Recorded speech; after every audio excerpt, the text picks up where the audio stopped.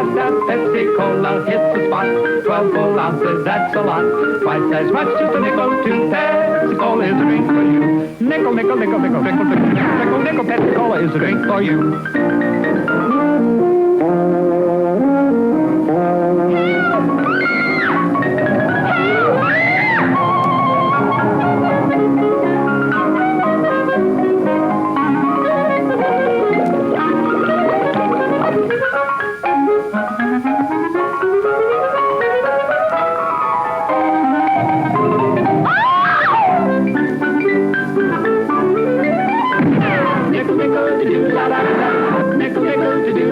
Pepsi Cola hits the spot. 12 full ounces, that's a lot. Twice as much, just a nickel to Pepsi Cola is a drink for you. Nickel, nickel, nickel, nickel, nickel, nickel, nickel. Pepsi Cola is a drink for you. Celebrating junior bowling, elevating junior bowlers. This is Prodigy Bowlers Tour. It's a very special edition of Prodigy as we bring you a doubleheader. You'll see not one, but two championship rounds, as we'll be bringing you the stepladder finals of both the U15 boys and the U20 boys at the Georgia State Pepsi Tournament. Live on tape from Bolero Columbus Lanes in Columbus, Georgia. For the first time ever, Prodigy Bowlers Tour hits the road and travels outside the greater Atlanta area. It's a 2-hour drive from Atlanta to Columbus, and we're delighted to be here today. In all, a total of 531 youth athletes shoed up to bowl in this year's Pepsi tournament in Columbus in 10 divisions. U8 boys and girls, U10 boys and girls, U12 boys and girls, U15 boys and girls, and U20 boys and girls. Today, we'll be acknowledging all the winners, and we'll be showing you the stepladder finals in both the U15 boys and the U20 boys. You'll meet the U20 boys finalists later in the show, but right now, let's meet the finalists in the U15 boys division at the 2018 Georgia State Pepsi Tournament. Bowling in the number 5 position is Elijah Williams. Elijah bowls out of Brunswick Zone Lilburn and had an entering average of 176, although he's been improving and now his average is 181. He'll face our number 4 qualifier, Brandon Rassiopi. B-Rev out of Brunswick Zone Roswell has been averaging a steady 201. The winner of their opening match will advance to face Brunswick Zone Roswell's Logan Fossum. One of Prodigy Bowlers Tour's winningest players, Lofo sports a current league average of 212. The winner of that match will advance to face Joshua Collins. In 2017, Josh had the highest round 1 scores, but fell to Charles Bostic in the U15 final a year ago. Today, Charlie is competing in the U20 division, so Josh has one less mountain to climb. Bowling at a Fort Benning Mall Bowling Center, Josh will bring a 214 entering average and his current 217 league average into today's competition. And the winner of that match will bowl for the title against our tournament leader, Rodney McMillan.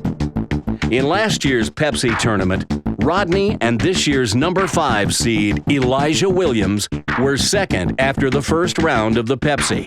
And those two are back again today, feeling like they have some unfinished business to tend to. Both of them products of the amazing youth program at Brunswick Zone Lilburn. Rodney sported a 183 entering average into the Pepsi tournament this year and has since raised his league average to 187. And that's our talented field today in the U15 boys division of the Georgia State Pepsi Tournament on Prodigy Bowlers Tour.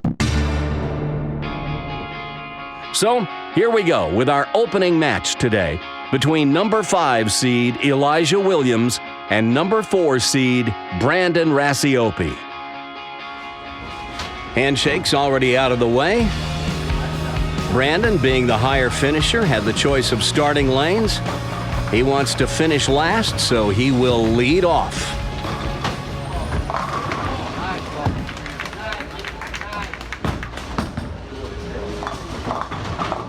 And his opening shot a little left of target. And now I will tell you that because we shot 2 stepladders on this day, we've pressed the old iPhone back into service, so this was shot the old-fashioned way. So shaky cam is back.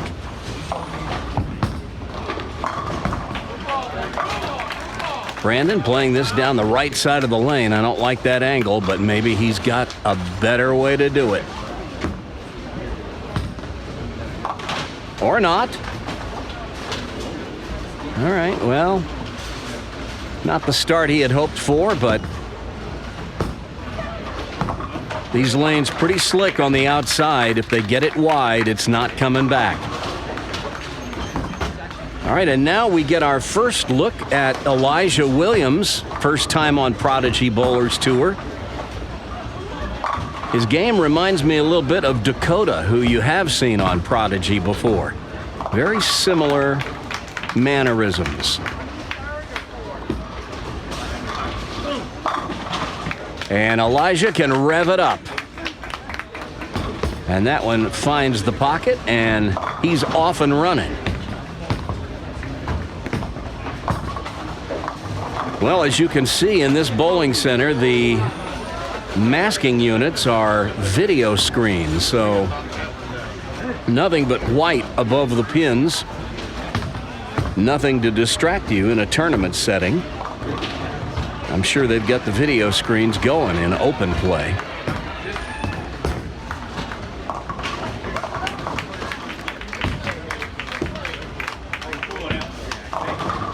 Left of target, but he gets a shaker, a reverse blower.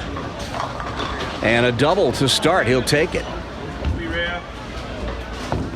Now we've got the championship round stepladder for all the various age divisions going on all around us. So those are the U15 girls to our left and the U20 girls to our right. So there'll be some waving on of players, so they'll take their sweet time today.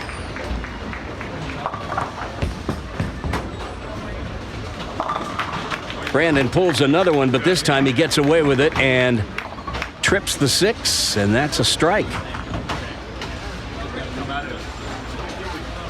Well, a couple of unusual things about this bowling center. It has the AMF HPL synthetic lanes, but the approaches are wood, and they're extremely slippery.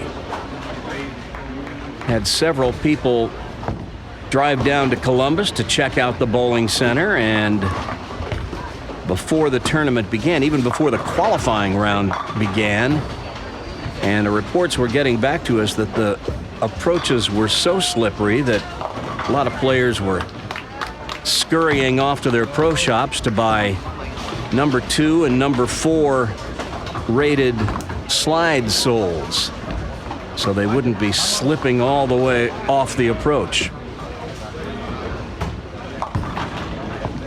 And that one doesn't get up, and Brandon leaves himself a problem. It's the 2-10 split, and here's how you make it. Put the ball over on the left side of the 2 and throw the 2 over toward the 10. Easier said than done. This oil pattern, 38 feet, so they're going to get some hook on the back end.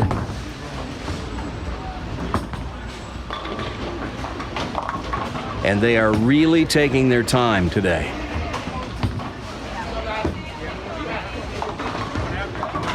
And that's what happens when you take your time. Brandon with a big-time conversion of the 2-10 split. We'll look at it again. That's how it's done. We'll watch his reaction to it.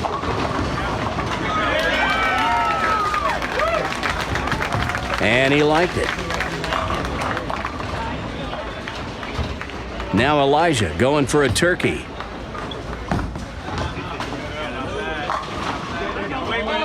And nearly dominoes the 4 into the 2 into the 1, but the 1 remains.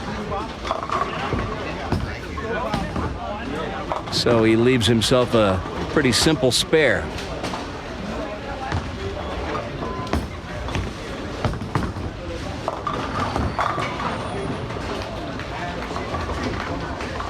This young man finished 5th at last year's Pepsi.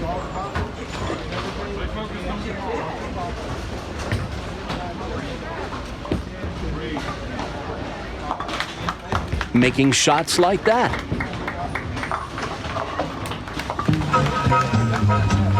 Come alive. And in keeping with the Pepsi generation theme today, we've got a few snapshots of our participants from an earlier day. Drink light, drink great, drink Come alive. up to date. You're in the Prodigy generation. Young Casey, come alive.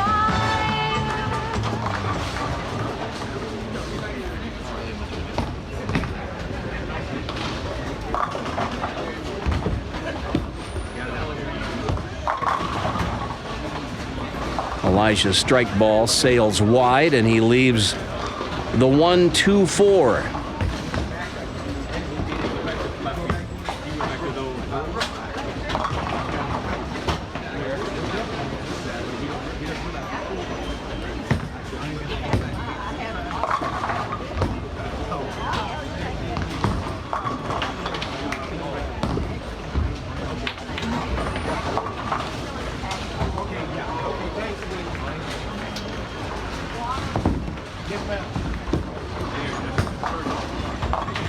And a solid conversion of the spare to stay clean through 4 frames.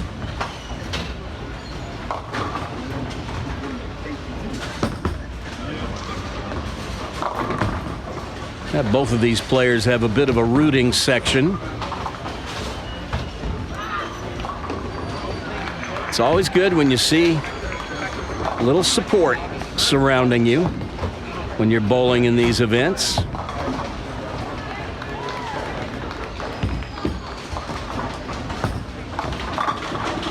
Now, he knew as soon as he let go of it, that was wide. The characteristic of this pattern has been you either have to play straight up the boards if you're playing up the right side, assuming you're right-handed, of course. Same is true on the left side, by the way. Got to play up the boards and not swing it out toward the gutter.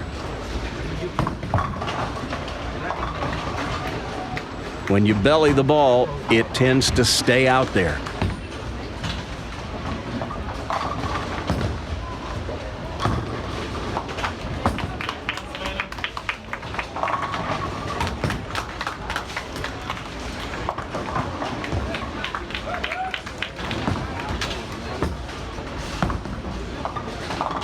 And that's a good conversion of the 1-2-4.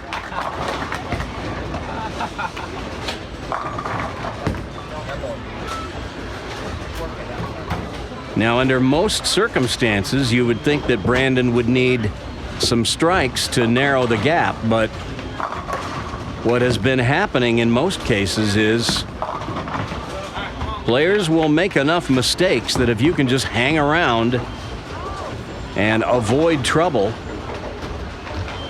they might just come back to you.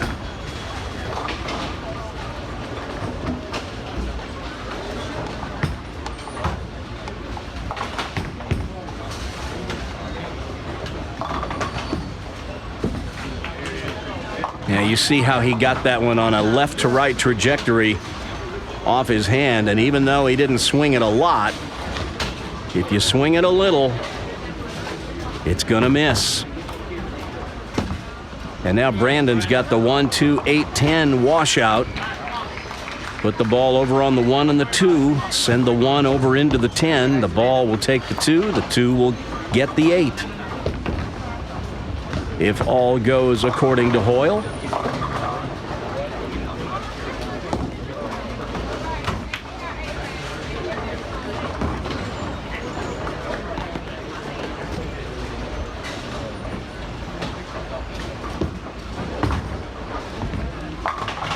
Not this time.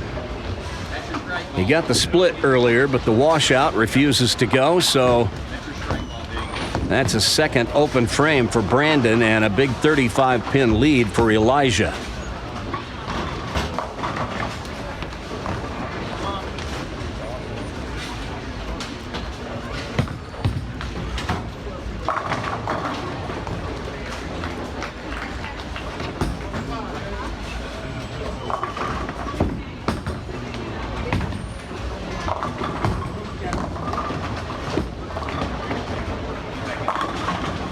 Oh, and that was a good one. See how he got that one going right up the boards. That's the way you play this pattern. Get that ball going parallel to the boards. Don't be swinging it out to the right. And that one's set up right in the pocket, and he trips the 4. We'll see his reaction here. He knows he got away with one that was a little high, but you take those. As you know, there will be times that you hit it what you think is just right, only to leave a 10-pin or an 8-pin or something else. Hold it. Oh, but he backdoors it again. Gets that reverse shaker once again. Well, we'll watch this again in split screen, where we can see his reaction on the left. He knows it's left.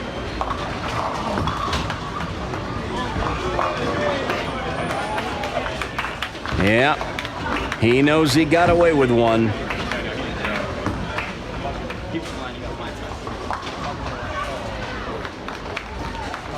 That's a couple of doubles in the same game, and that's pretty good on this pattern.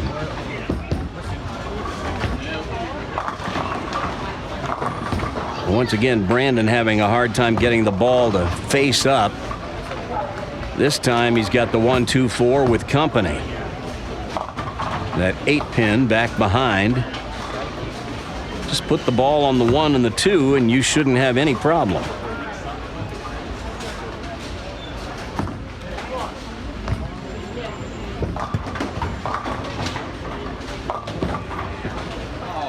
Get up.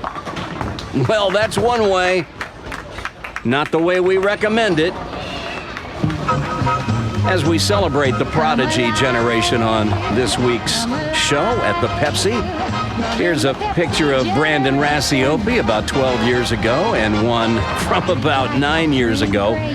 Brandon's only been bowling 2.5 years, so there's no old bowling pictures of him. We used to call him Little B, but he's gotten big enough that nobody calls him Little B anymore. He's got this nickname now, B-Rev. I'm not sure where that came from. He's not exactly a high-rev player. I think it might be just a wee bit facetious. A better shot, but it still doesn't quite get up. And now he's got the 2-4-5.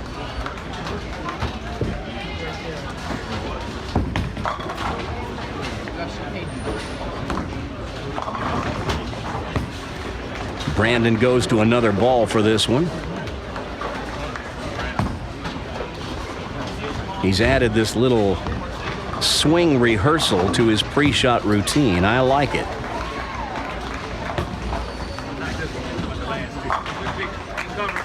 And with that spare ball, he covers the 2-4-5.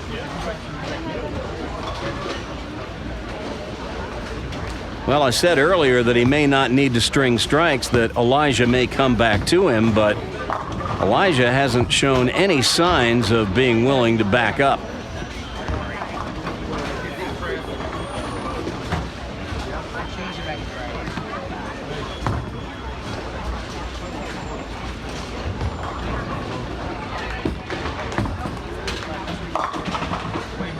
Now through the nose.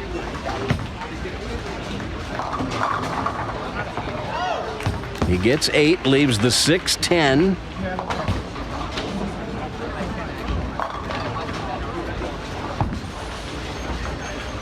Moves over to the left side of the lane. He'll go cross alley at it.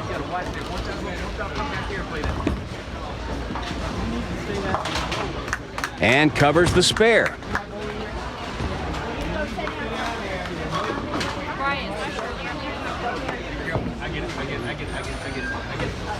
Well, it is a beautiful day in Columbus. Nothing like a week ago when we came down here for the round 1 qualifying, where we drove through a torrential downpour to get Columbus. Sunshine and blue skies today, but these kids indoors not thinking about any of that. High once again. 6-pin.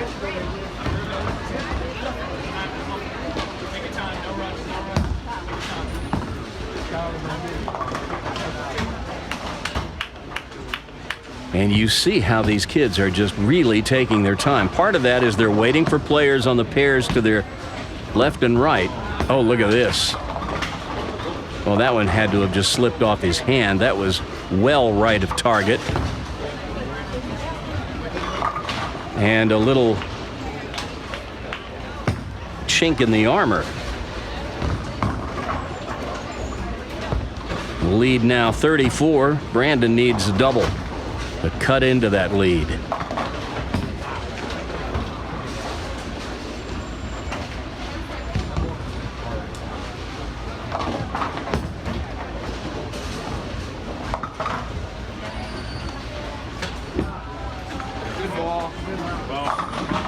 There's a much better shot.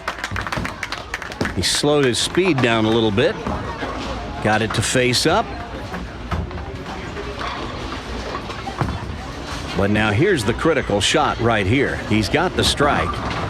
He needs a second one. We'll see this one again. Just enough to blow the 5.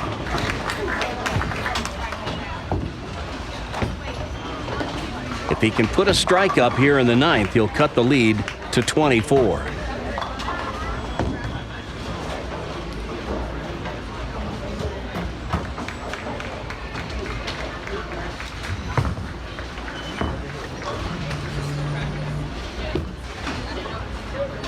Pretty good line. Yes. Just what the doctor ordered.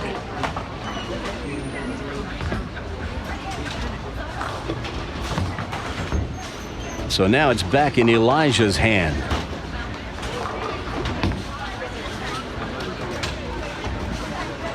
Brandon with a possible 198. Elijah going at a 202 pace. So this is far from over. Crosses over. That could have struck, but he leaves the 9.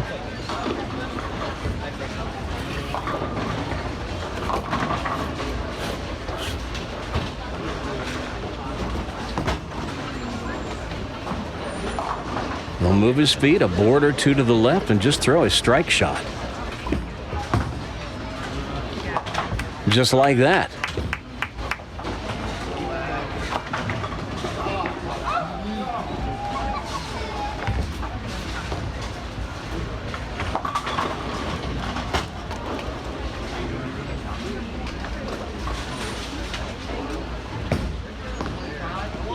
Well, if he can fill 17, he'll lock this up.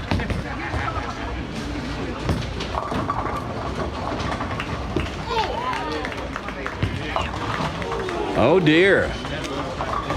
The plot thickens. It's the Greek church, and in this situation, the chances of making this split under any circumstances are not great. A smart move here is to just take the count, go for the 3 on the right. Maybe you'll get lucky and get a 4th one. If you get really lucky, you'll get them all, but just get 3. All right, that gives him 185. That forces Brandon to get the first strike in the 10th. And then he'll need 8 spare.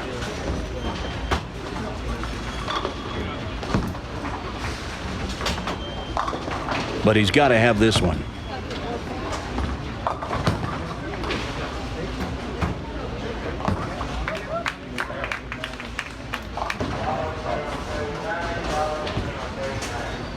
And Brandon sets his ball down. He's going to wait. Got players on both pairs of lanes on either side of him.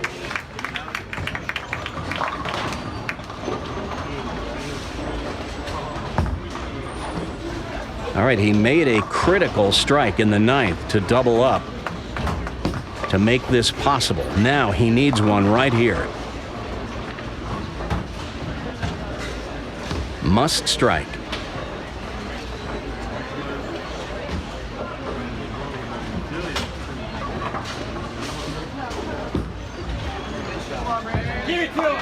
Oh, and it goes through the nose.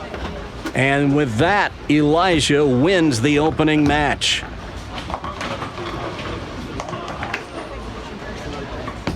It looked like it might be a board left off his hand. And he gives it a heave down the lane out of frustration. Brandon not a happy camper, but guess who's moving on to match two? It's Elijah Williams who will face Logan Fossum in our next match right after this.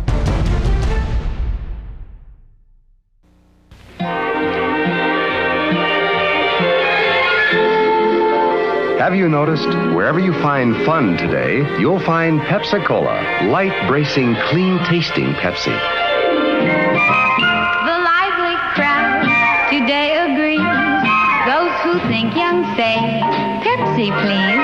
They pick the right one, the modern light one. Now it's Pepsi for those who think young. When you say Pepsi, please, you're putting yourself among people who like their leisure. With Pepsi, the drink that's young. So go ahead and pick the drink that lets you drink young as you think. Yes, get the right one, the modern light one. Now it's Pepsi for those who think young.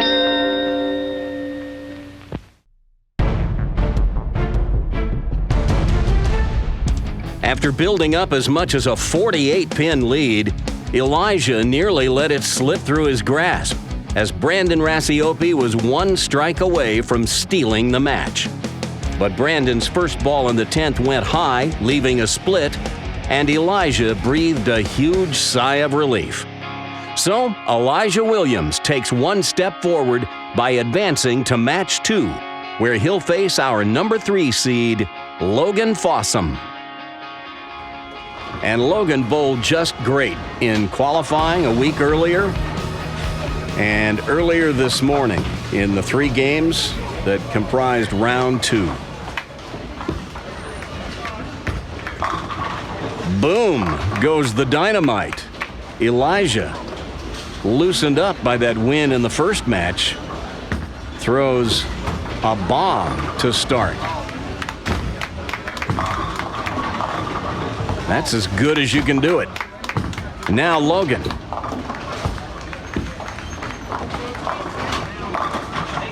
Well, crosses over. He threw some good ones in his warm-up. He looks ready.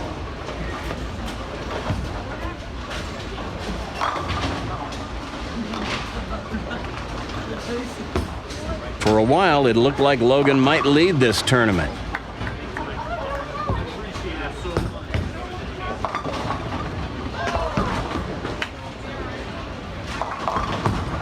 And once again, that one hooks high, and he leaves the 3.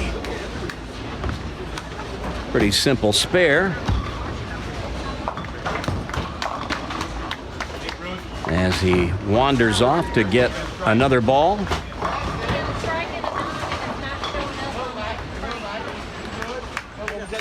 You got a strike in the first and a 9 in the second, but it's not showing. Okay, it looks like we've got a scoring situation in the bowling center. The score you're seeing on screen is correct.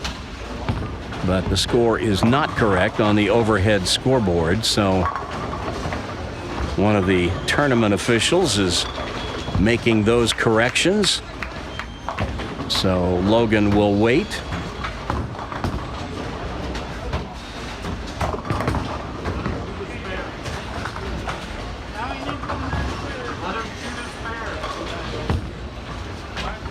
A little bit of a distraction and a disruption. Kind of throws a player's rhythm off a little bit when that happens. Oh, threw his rhythm off quite a bit. Well, I don't know if you can blame it on the delay, but whatever the reason, there's an unforced error in the second frame, and Logan hands a gift to Elijah. You don't see Logan miss single pin spares very often, especially not the 3-pin.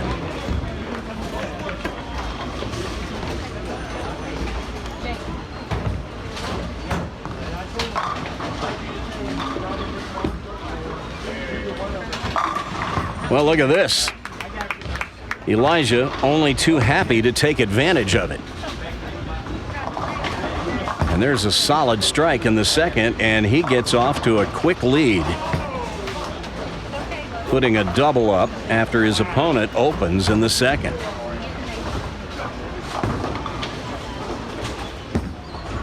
Now, the psychology of match play: when you're given an opening, jump on it right now.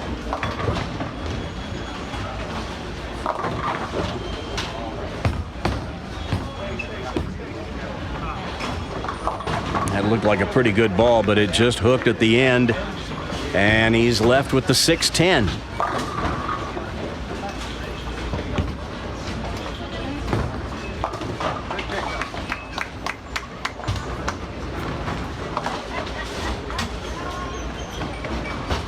Once again, he moves left.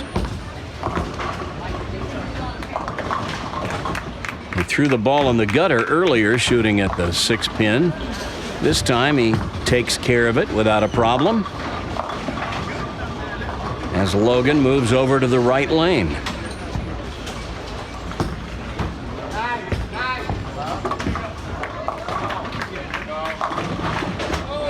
Oh! Looked like that was going to be a messenger for sure, but the message is not delivered. And he's left with the 10-pin. So he'll switch to his spare ball and go cross lane at it. And that's 2 right side single pin spares back to back that he's missed to the left.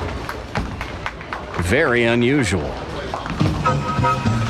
Well, it's the Pepsi tournament, and it seemed like an appropriate time to celebrate the Prodigy generation. As we go back to 2013 for these images of Logan Fossum. Here he is at a GYBT tournament and practicing after league one day at Brunswick Zone Roswell, finding his way to the pocket as usual.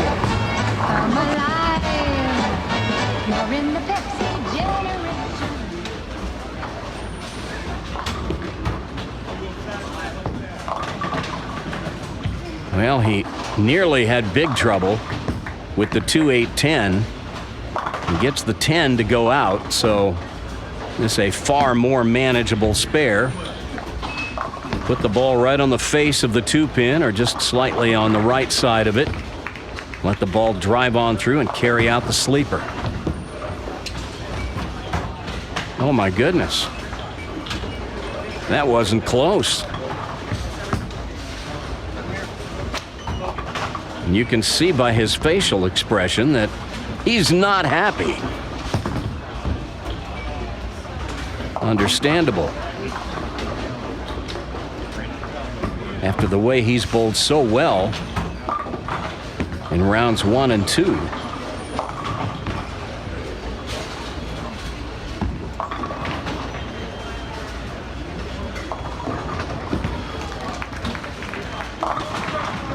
Elijah goes through the nose once again. Leaves the 3, 6, 10. Put the ball over on the right side of the 3. Between the 3 and the 6. The 6 will get the 10. What happens, these players are so afraid of sending it wide right, and it won't come back. They tend to pull it a little, and then you've got stuff like this. He covers the spare, though, to stay clean through 4 frames. And Elijah has opened up a 40-pin lead, largely thanks to Logan's mistakes.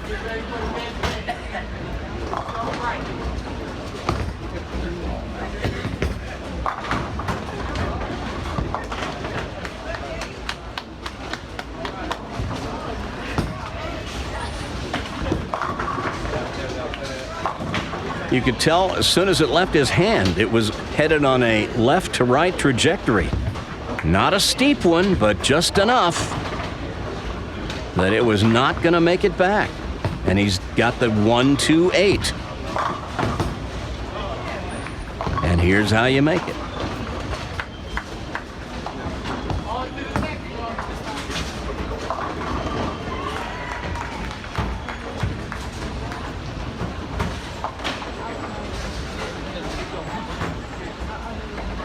He'll move his feet about 4 boards, 5 boards to the right, throw it right over his strike target.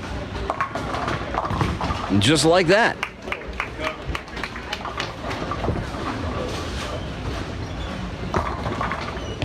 All right, Logan's got to get busy now. Time's a-wasting.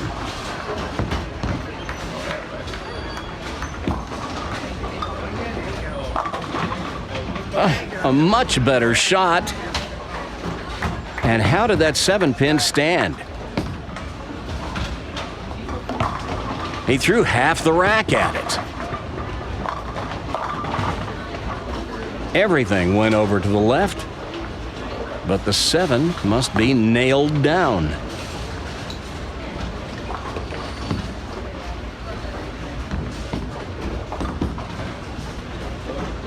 Oh my goodness.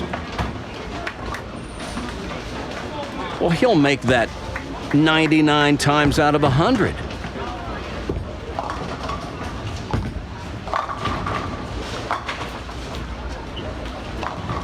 And the lead for Elijah grows to 48 pins.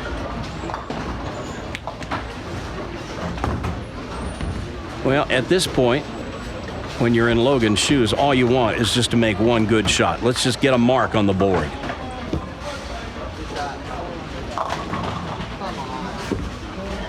Well, there's another one that could easily have struck. That light shaker was there for the taking, but the 4 remains. You don't see light 4 pins very often. But it's just Logan's day, I guess.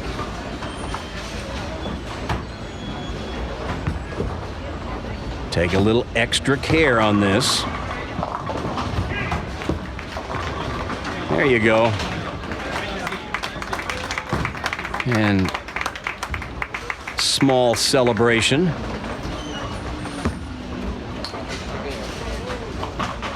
But you can see it written on his face. He is pretty disappointed with what's gone on thus far, but you got to keep your head in the game. The lanes are tough for everybody. Elijah might just give some of those gifts right back. Not if he throws it like that, though.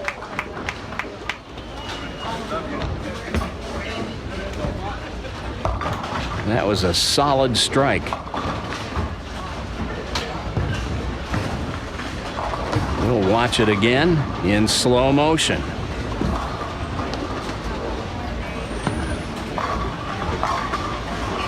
Ten back.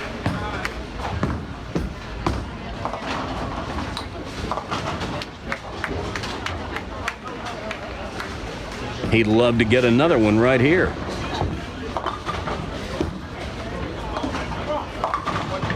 But it's not to be, as he finds The nose once again.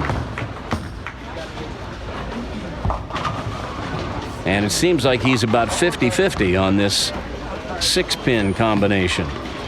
Pick it up, baby. Don't try to pick it up. Look out. Wide again. So like I said, Logan, keep your head in it. Run off a little string of strikes here.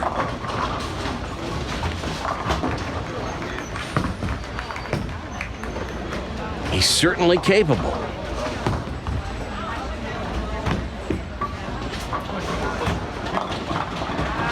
Are you kidding?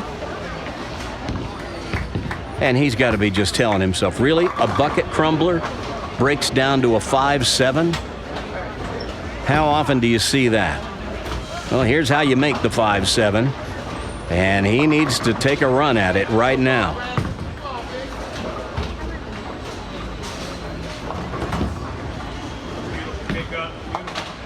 Well, a good try, but he just gets a little too much 5-pin.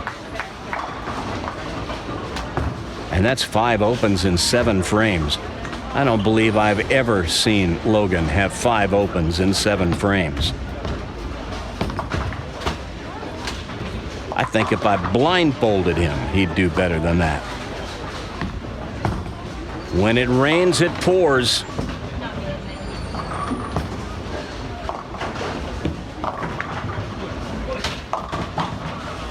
And this time through the nose, and he's just all over the lane now. When he throws a good one, he doesn't get rewarded, and when he throws it off the mark, he's just getting no breaks at all. The 3-6-9-10, one of the toughest non-split, non-washout spares they'll face.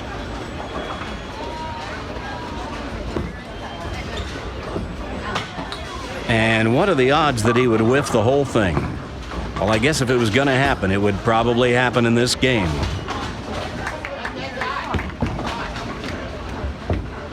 But now the lead is 61, and the best Logan can do now is 147. If he strikes in the 9th, 10th, 11th, and 12th, then Elijah can match that or better it in the next couple of frames.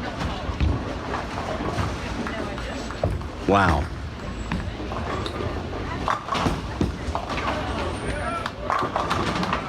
Well, he's wide right with the first ball, but he leaves a pretty easy spare, the 1-2. This is just quite surprising. The way Logan had trained for this event, he had geared his schedule around bowling well here, and he did bowl well. He bowled great in qualifying. He bowled well this morning in round 2 to get here. There's a spare for Elijah.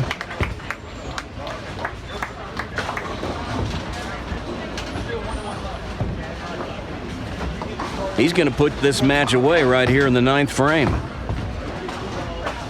in all probability.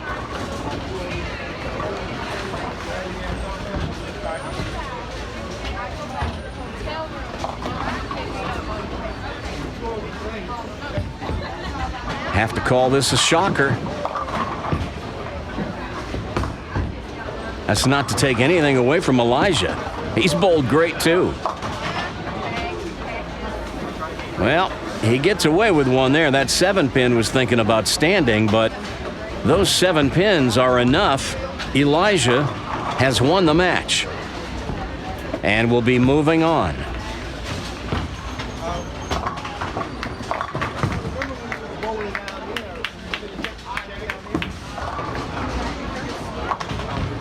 And he's wide with the spare attempt, but it doesn't matter. We'll follow the action all the way to the end. These kids deserve at least that. They got this far. Logan changes angles, moves inside, carries a Brooklyn, and he's pretty happy about it. Or at least he's feigning happiness anyway.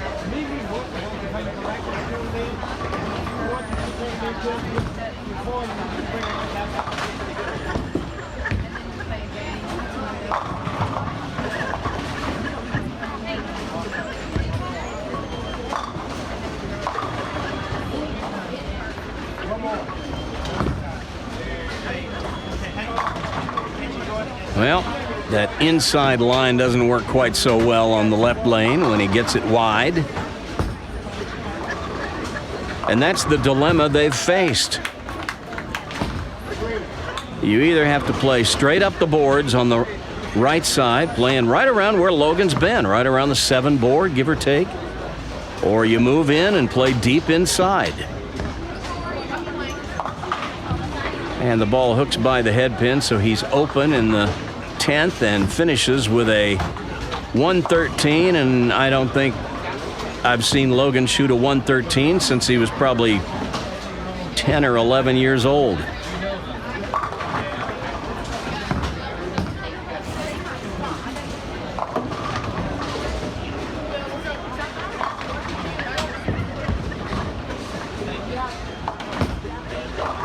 So Elijah will go through the motions of finishing up here in the 10th.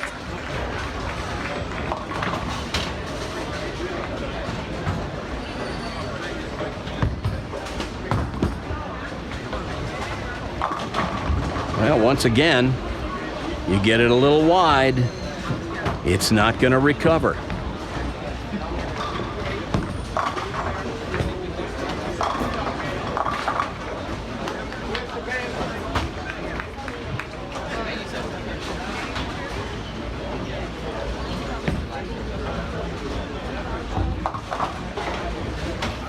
He'll move a few boards to the right, throw his strike ball at the 1-2, and that's how you make it, right like that. So he's going to be in the 170s with good count.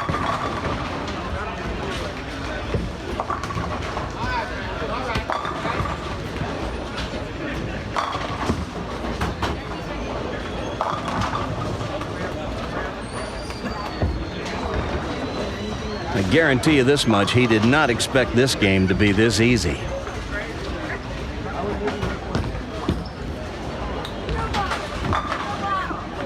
Well, that's what happens when you get it a little wide. You clip off 3. He ended up with 5 on that ball, but a 169-113 win over Logan Fossum, and it's Elijah Williams who's moving on to face Joshua Collins. Coming up in match 3.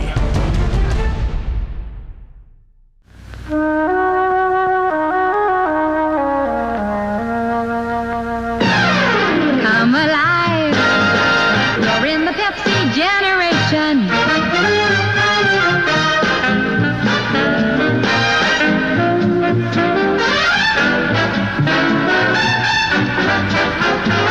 Come alive, you're in the Pepsi generation. Who is the Pepsi generation? Just about everyone with the young view of things. Active, livelier people with a liking for Pepsi-Cola. The light refreshment with the bold, clean taste. Generous in flavor and sparkle. Pepsi belongs to your generation. Why else would Pepsi try so hard to be where you are? Everywhere. Come alive, you're in the Pepsi generation.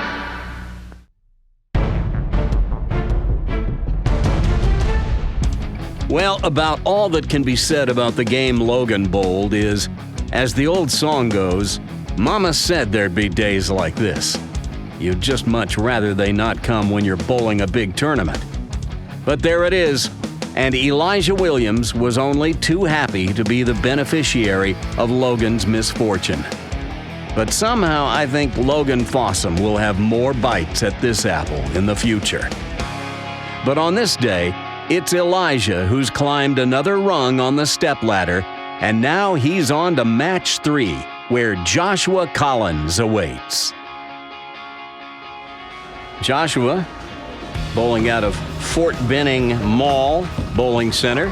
This is almost a home game for him. He lives in the area.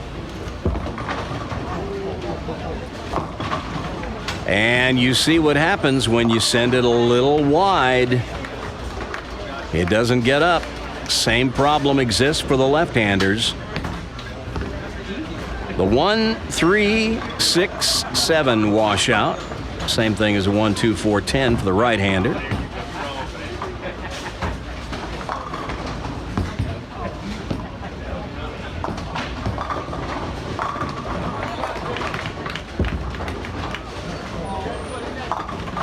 And a good effort, but too much head pin.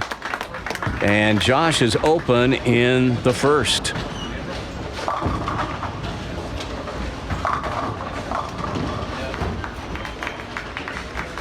Well, he got close to winning the Pepsi last year. Josh did.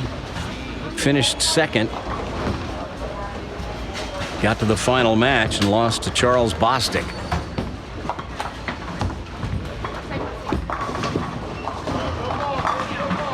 Elijah was also in that stepladder. He finished fifth a year ago. And he starts this match the way he started the last match, with a strike.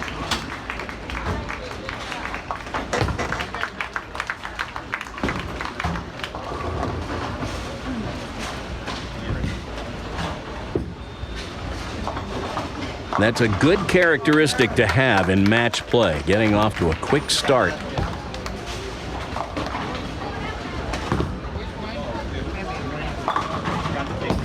He nearly got a double. And we apologize for the shaky cam. The iPhone is sitting on a tripod that's actually on top of the counter where the spectators sit. And I thought it would be pretty stable, unlike when we used to use it at Brunswick Zone Roswell, our home center in the Atlanta area, because the counter here is actually built onto bricks which are cemented into the floor. I thought, well, that'll be pretty stable. But obviously, it's not as stable as it looks. A little shakiness, but we'll get through it. No! Surprise, surprise. Elijah with a miss on the 4-pin. So he returns the gift that Josh gave him in the first.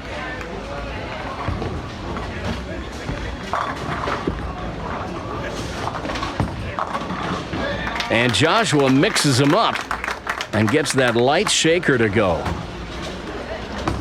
One of the things I really like about what he's doing today is he's kind of keeping the speed down. Usually when I've seen him bowl in the past, he's a fireballer. He'll rocket that thing down the lane. But today he's got it nice and soft, giving the ball a chance to read.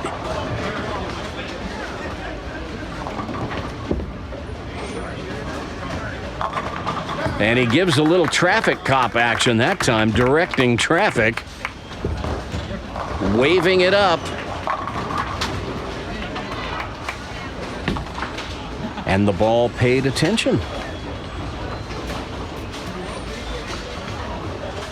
And an early double for Joshua, giving him an 11-pin lead over Elijah.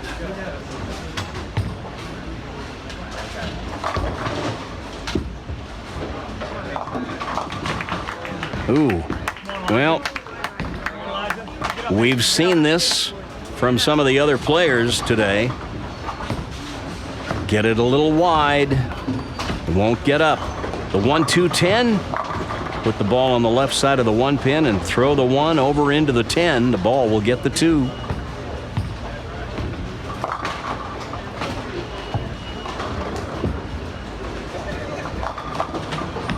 But not to be. And that's back-to-back opens for Elijah. He's been really solid on his spares today, but part of that comes from leaving fairly easy spares most of the day.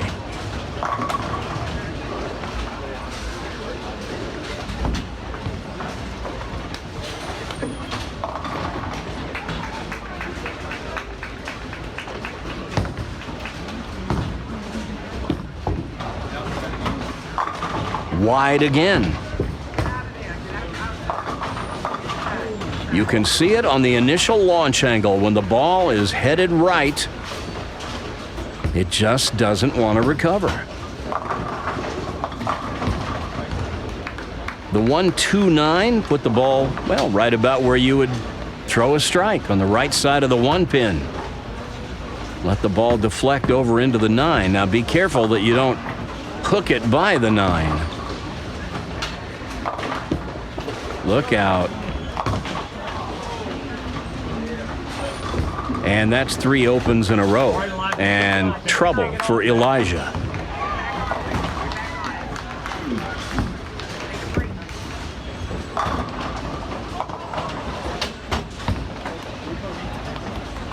So Josh moves over to the right lane.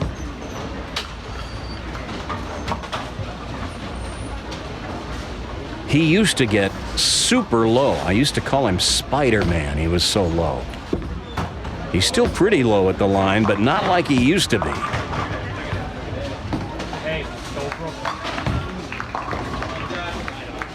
Now he's standing up straighter in his address. And I think this is going to work a whole lot better for him in the long run. For one thing, he'll have fewer back problems when he gets older if he sticks with this way of bowling. Whoa! That's why they paint him.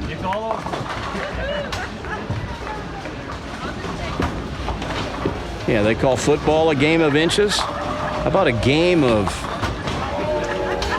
fractions?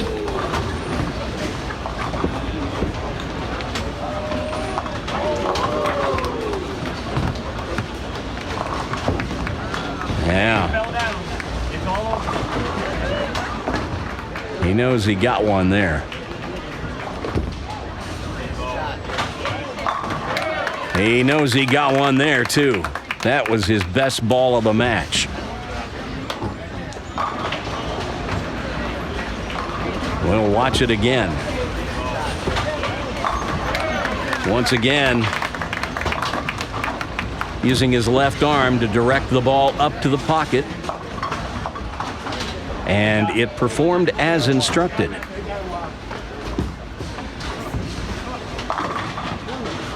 Fractionally high for Elijah. That could have struck, but the 4 remains.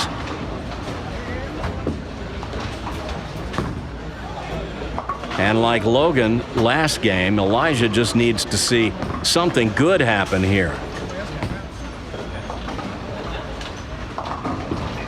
After 3 opens in a row, a mark here would at least stop the bleeding. There you go. So he was checking the approach as if perhaps he slipped.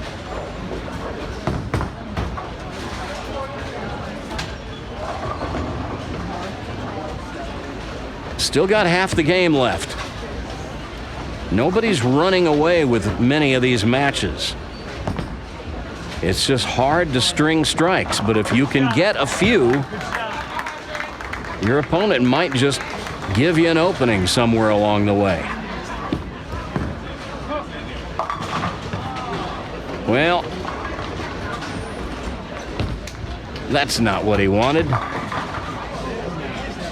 The 6-7 put the ball way over on the right edge of the 6.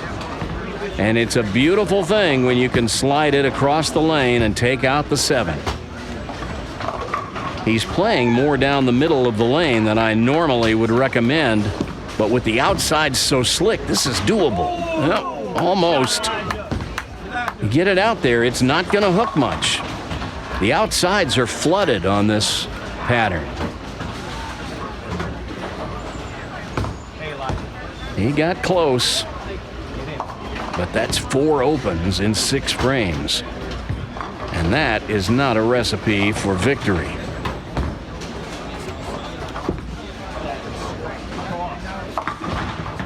Well, once again, trying to direct the ball from afar.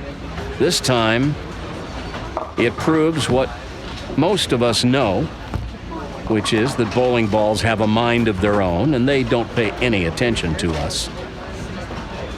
As much as we would like to believe we control them, the truth of the matter is they control us. He'll go cross lane at the 4 with his spare ball. And he hooks by it. Well, Elijah, don't leave. Stranger things have happened.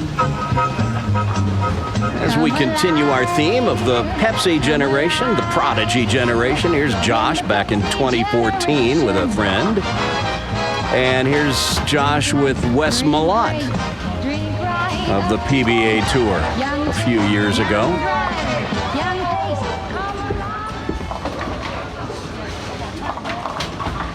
He got that one a little bit right to left in the initial launch angle. And even with the slow speed, it doesn't quite get back. And now he's left himself a tricky spare, especially on this condition. The 3-9, you've got to hit the 3 square in the face or just a little on the left side. Just like that. Well done.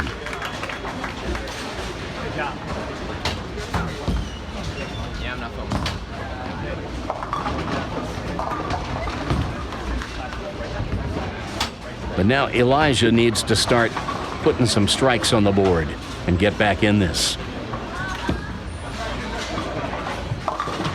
Oh my goodness, are you kidding me? Back-to-back 6-7s? All right, Elijah, come on, man. Come on, baby. Well, he came close the last time. Once again, a review of how we do this.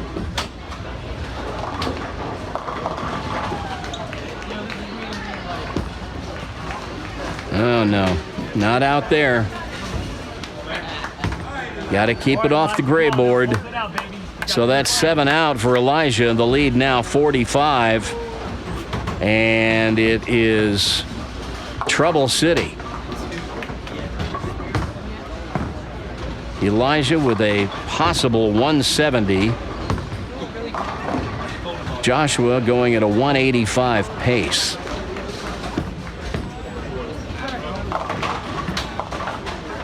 He nearly got a reverse wall shot, but he leaves the 5. That does reduce his possible score to just 160.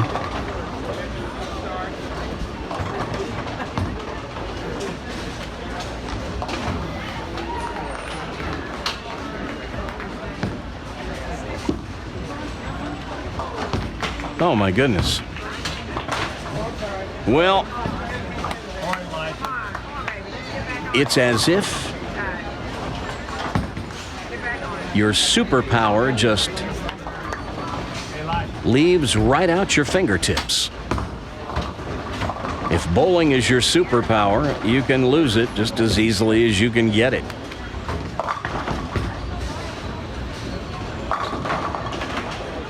And it is just about over now. Joshua can end this in another frame or two.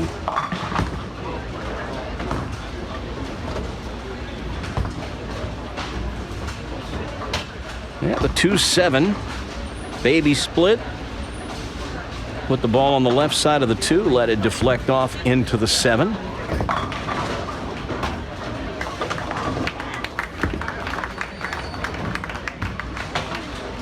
Well, now, let's not be doing that.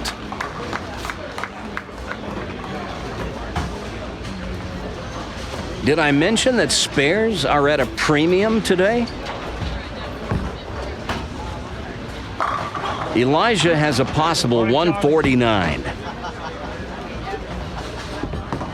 Josh is going to have to get a mark somewhere to beat that.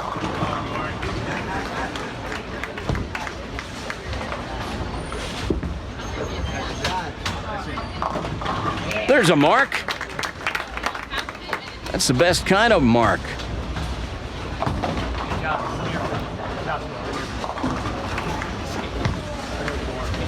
See how the light shaker works.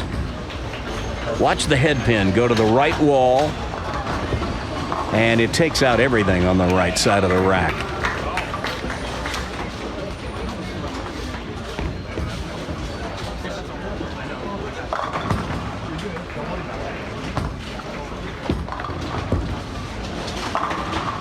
Oh my goodness. Well, sometimes it's just not meant to be, and today is one of those days. But you know what? Elijah's going to look back on this, and he's going to realize that third place is pretty good in the Pepsi.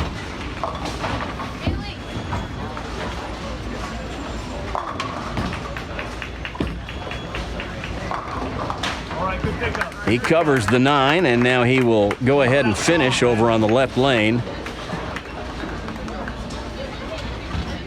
Score is immaterial at this point.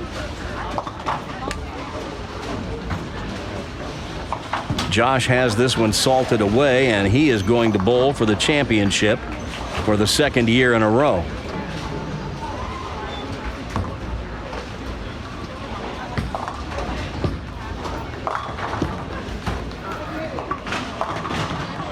Oh my goodness. Well, it doesn't matter. He can show us a trick shot here if he'd like.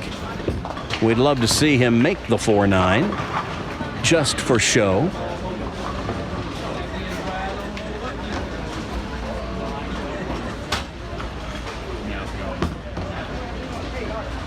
Ooh, and he gave it a run too. But that's a 115, and as disappointed as he might be with that game, he's got to be happy with his performance today and last week just to get here. Third place. That's a good tournament for anybody. There's another light shaker for Josh.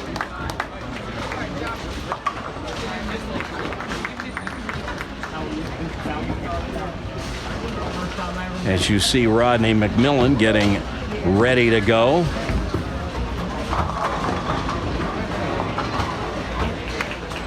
He's our leader.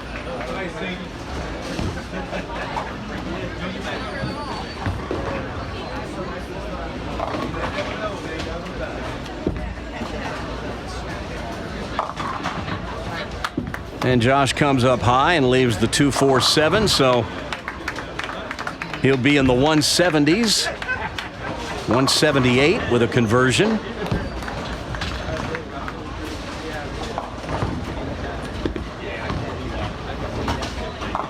And he takes care of the spare. It's a 178 to 115 victory. And for the second year in a row, Joshua's going to bowl for the championship, this time against Rodney McMillan. The championship match is coming next, right here.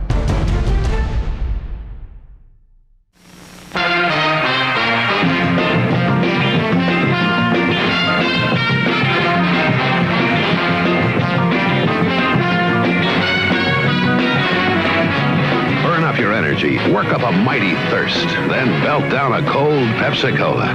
It puts back your energy and tastes better cold than any other soft drink in the world. Put it to the taste. Taste that beats the others cold. Pepsi pours it on.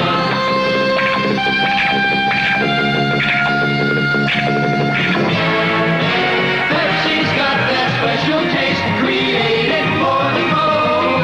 The cold turns on that Pepsi drive. Taste Pepsi-Cola, come alive. Taste that beats the others cold. Pepsi pours it on. Taste that beats the others cold. Pepsi pours it on.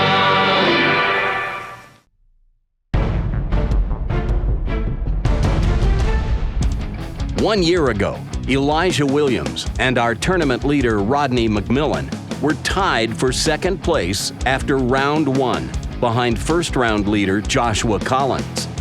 But then after the second round last year, Rodney didn't even qualify for the step ladder, and Elijah went on to lose the first match of the stepladder, finishing 5th. So both of those two have already improved upon their performance of 1 year ago. Elijah should be happy with the way he bowled those first 2 games of the stepladder and his 3rd place finish. And Rodney is locked into 1st or 2nd place no matter what happens next. Meanwhile, Josh Collins is right back where he was a year ago, bowling for the title at the Georgia State Pepsi tournament. But only one of these two can come away the 2018 U15 Boys champion. Which one will it be? We're about to find out.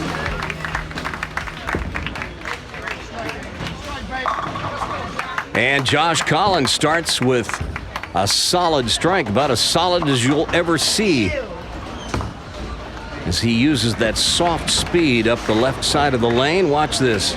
This will plow right through the pins. 10 in the pit. And now we get our first look at Rodney McMillan. His first appearance on Prodigy Bowlers Tour, and what a place to make it. Ooh. That comes up light. And now he's got a problem. The 2-10 split. Put the ball over on the left side of the 2. Throw it over into the 10. Seems easy enough on paper. Not so easy on the lanes. Oh, but he made it look easy. What a way to start. Well, if he had butterflies, that will calm them real quickly. Watch this. That is perfectly done. See his reaction? Well, you don't get much reaction from Rodney. He's a cool customer.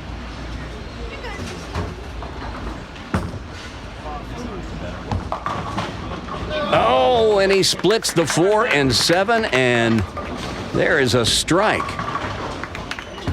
That's the way it's done. Watch the 2-pin, the 3rd one from the left. It'll go to the left wall and slip between the 4 and 7 and take them both out. That's how it's done right there. Josh had the 6, 8, 10 peeking at him for an instant, but the 8 went down. And now he's got just the 6, 10.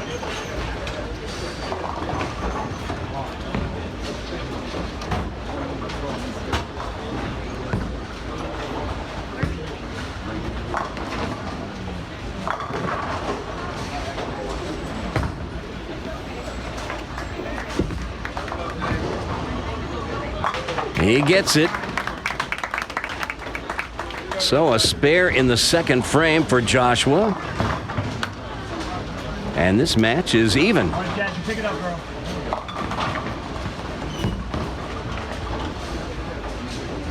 Well, we mentioned before, Josh got into the championship match a year ago when Charles Bostic was still a U15. And Charlie took down the title. So Josh is back with a chance to get it a 2nd time. Ooh, a ringing 7. Good shot.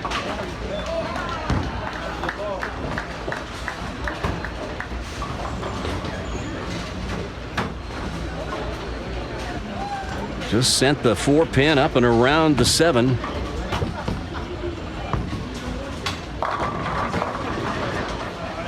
Well, we've talked about it a few times. We've got bowlers on both the left and right pairs adjacent to us.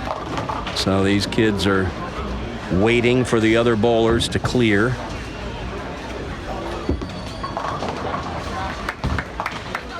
Josh covers the 7-pin, no problem. That's how it's done.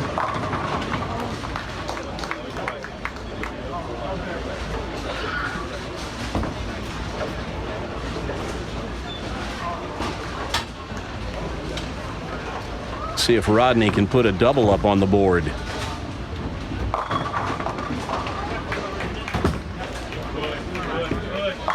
How about that one?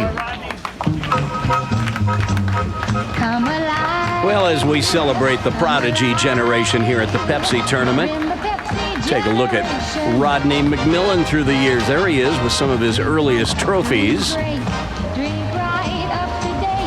And his little sister Natalie, who is competing in the U8 division at the Pepsi tournament today.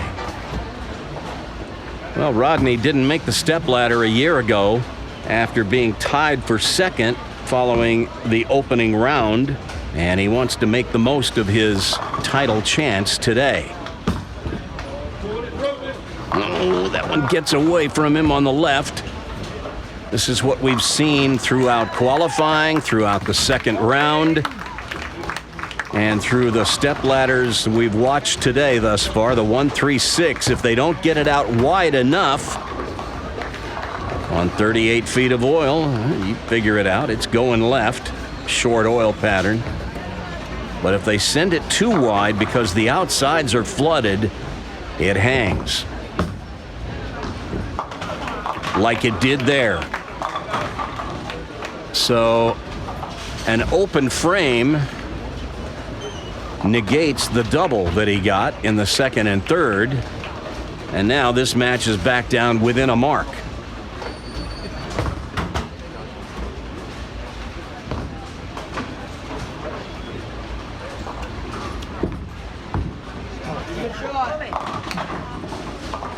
Josh comes in light, and he's knocked the 5-pin slightly off spot to the left, so he's got the 3-5, but they're a little wider apart than normal, so got to be careful with this. They're even more choppable than normal.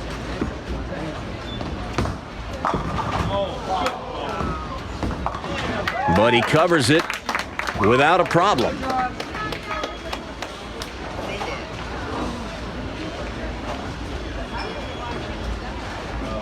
And this match is down to just 2 pins separating these two.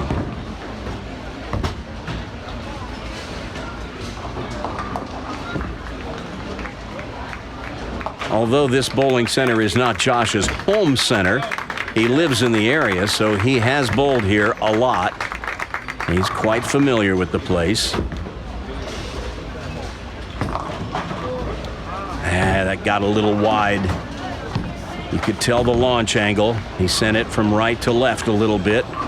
Even the slightest amount of belly on the ball, it's just not coming back. He's got the 3-9. Put it right on the face of the 3. The ball will drive right on through and take out the 9. Oh, but he hooked by. And now that mistake hands the lead to Rodney.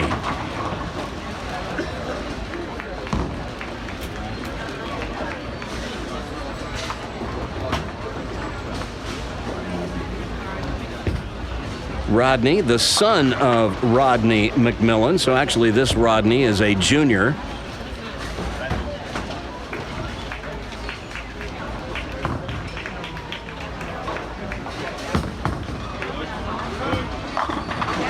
How about that one right there? Slaps out the 10. And that is a solid strike. And we'll take a look at these two side by side. Very different games. They play from different sides of the lane, and they take a very different approach to the foul line. Both very effective.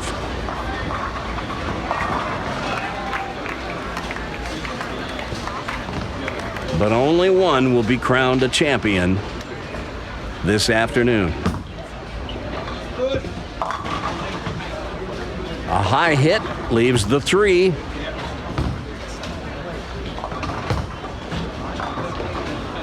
Boy, we're not seeing many strings of strikes today, are we? I think we've seen a few doubles. Have we seen a turkey? I don't think so.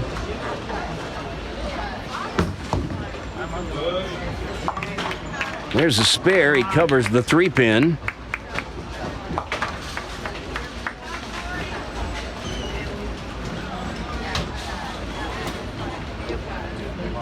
Well, when the scoring is low, it's a lot easier to catch up. The problem is you've got to string strikes, and that's just not easy to do.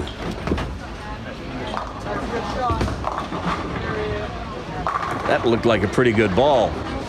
Launch angle looked about right, but it just didn't quite make the corner. And so Josh has the 3-pin.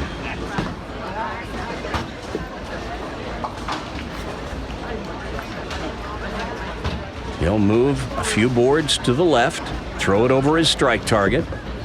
Actually, he played a little farther inside for that. Very effective.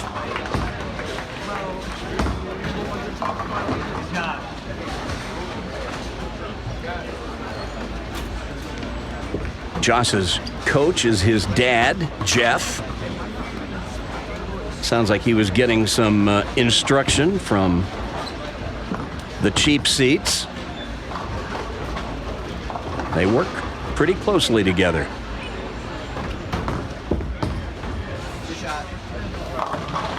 Light again. Well, it may be that he's made a decision to play for the light hit. It's where he was getting most of his strikes in that last match. And you don't want to go through the nose.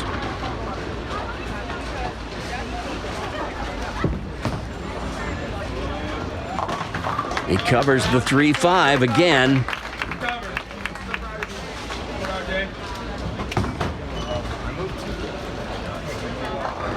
Yeah, we're getting down to the end now. It is likely going to be who can perform in the 9th and 10th frames.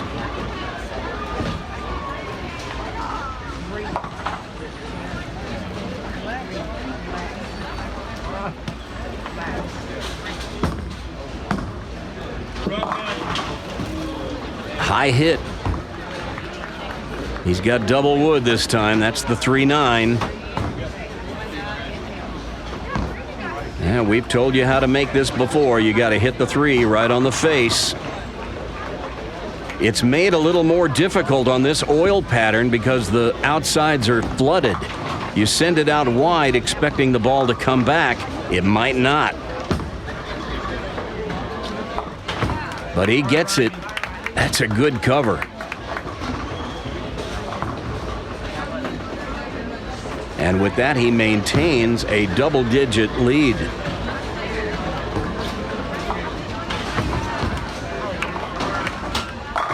Textbook.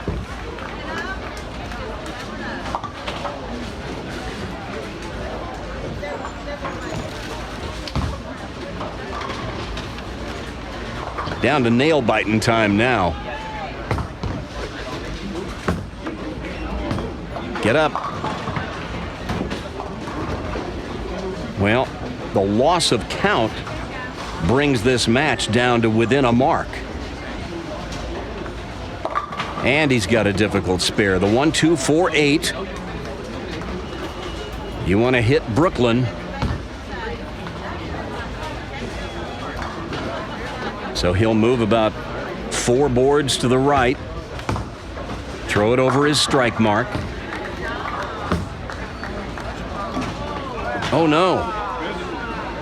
Well, you couldn't do that on a bet. Take the 1 pin off the 1-2-4-8, but that's what he does. And Joshua takes the lead on the bench.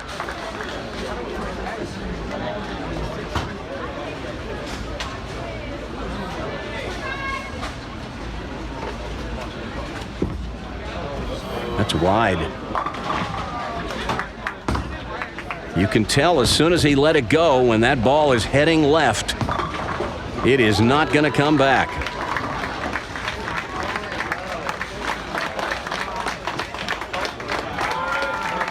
Even though it's short oil, there is a lot of oil where there is oil.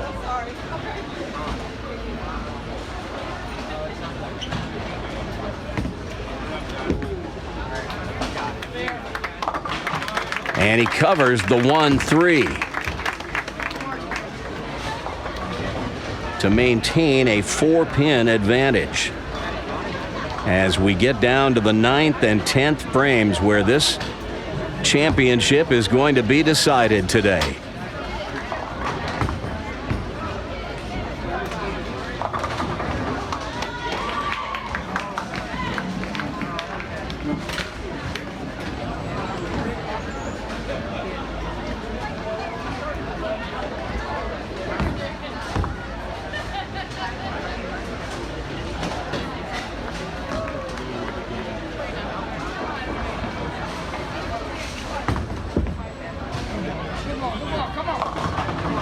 That was a pretty good ball, just a little light.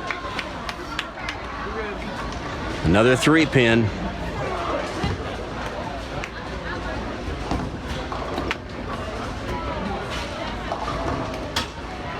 I don't know who's more nervous, the players or the parents. Yeah, actually, I think I do know who's more nervous. It's the ones who aren't bowling.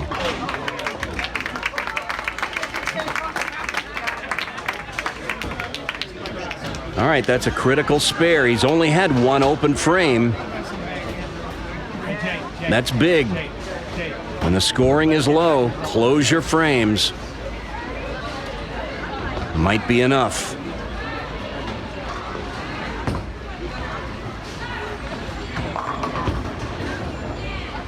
Rodney takes a deep breath, exhales.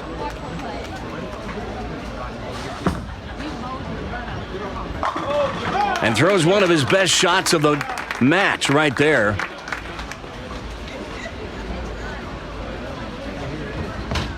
And now the situation is this.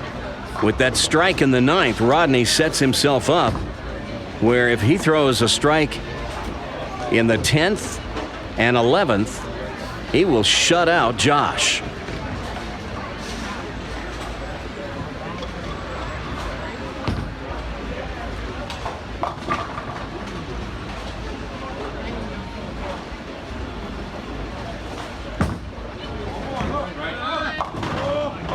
But the first ball on the 10th is light. And now Rodney leaves the door open.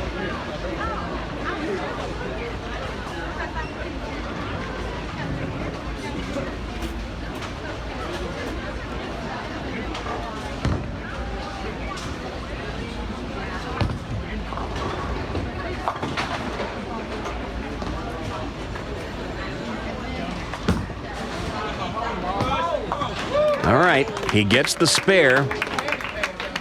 So now count is super important here. If he fills it up,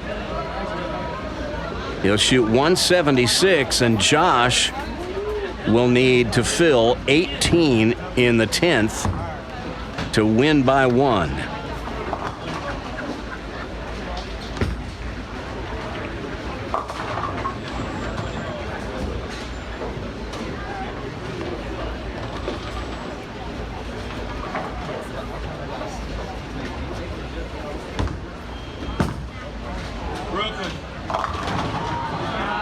So he gets 8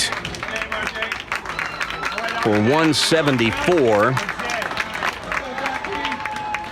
So if Josh fills 16, he'll win by 1. Now he's got to be careful because he's got to spare up in the 9th. So this first ball is important. Good ball. Good ball. How about it? Can't do it any better than that. And that makes his job a whole lot easier. Watch this one again. This is picture perfect. That is right in the hole, and watch his reaction to this.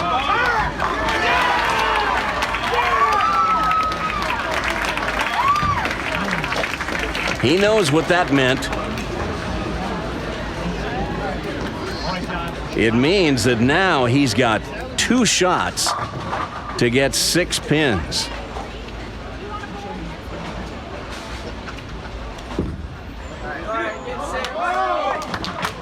and he only needs one.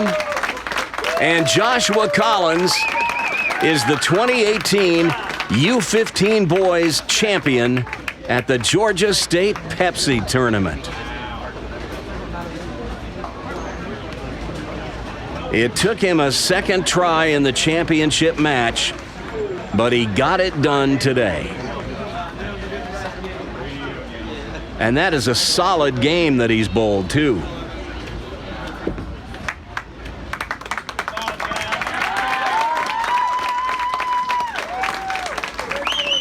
A popular win.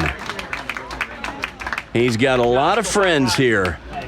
And Josh Collins takes it down. We'll take another look at his strike in the 10th that made it possible. And yes, oh yes, I brought the coveted trophy pin to Columbus, and he'll sign it next. There's a whole new way of living. Pepsi helps supply and drive. It's got a lot to give to those who like to live, 'cause Pepsi helps them come alive. It's the Pepsi generation, coming at you, going strong. Put yourself behind the Pepsi. If you're living, you belong. You've got a lot to live, and Pepsi's got a lot to give. You've got a lot to live, and Pepsi's got a lot to give.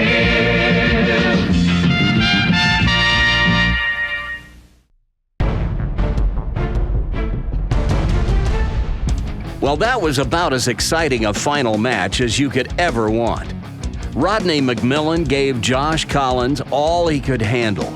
But in the end, Josh made just enough good shots to eke out a win. And Josh Collins is the 2018 U15 Boys Champion at the Georgia State Youth Pepsi Tournament. And congratulations to all 5 of our finalists in the U15 Boys Division. Here's how the final purse breakdown shook out. They're all receiving Smart Scholarship Awards.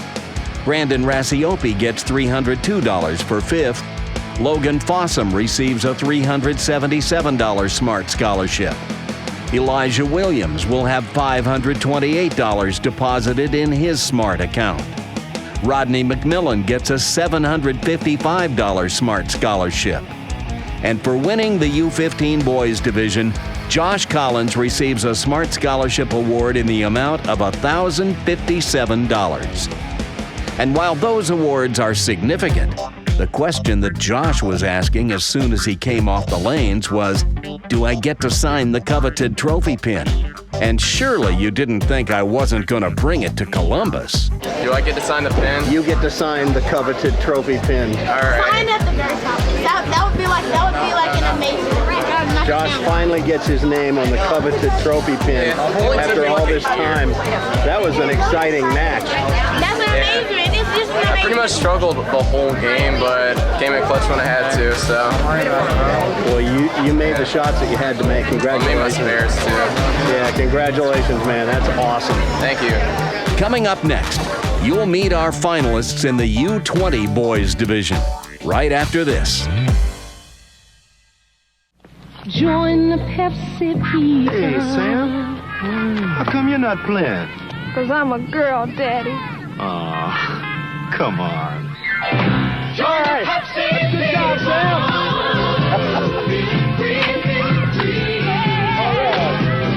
Like the Pepsi people.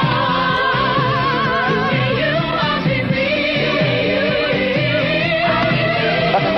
All across the nation, it's the Pepsi generation. Here's the day, here's the sky. Go to second field.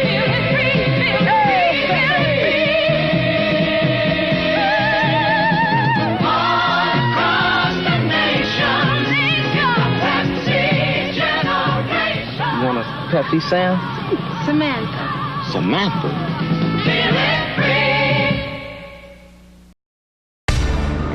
Welcome back to the 2018 Georgia State Pepsi Tournament. Now it's time for you to meet the finalists in the U20 Boys Division. Qualifying in the 5th position is CJ Sanders. CJ was the first non-Roswell kid to ever pay a visit to Prodigy Bowlers Tour last season. And while he didn't make the show that day, he did make an appearance on Prodigy one other time. But today, he's bowling for one of the biggest prizes youth bowling offers in the state of Georgia. Bowling out of Stars and Strikes in Dallas, Georgia, CJ had an entering average of 187, which he's since raised to 193. He'll face our number 4 qualifier, Dawson Stewart, the reigning Georgia State Youth Bowler of the Year. Dawson is a product of the amazing youth bowling program at Brunswick's own LILBURN and gets expert coaching from his dad, Wes, who's a USBC Silver Certified coach. Dawson's entering average in the tournament was 212, and his current league average is 214. The winner of that first match will advance to face our number 3 qualifier today, Josh Donahue. One of our best youth bowlers at Brunswick's own Roswell, Josh won the inaugural Top Dog Junior event a few months ago. He brings a 212 entering average into the Pepsi tournament and seems primed and ready to make a run at the title. The winner of that match will move on to face our number 2 qualifier, Charles Bostic. Charlie is the defending champion at the Georgia State Pepsi Tournament in the U15 Boys Division, so this is familiar territory for Charlie. Fans of Prodigy know him as the winner of last year's coveted trophy pin and a member of our junior varsity league at Brunswick's own Roswell. Charlie had an entering average of 219, and he's currently carrying a 221 league average. The winner of that match will bowl for the title today against our tournament leader, Peyton Smith. Peyton has won just about everything there is to win in Georgia youth bowling.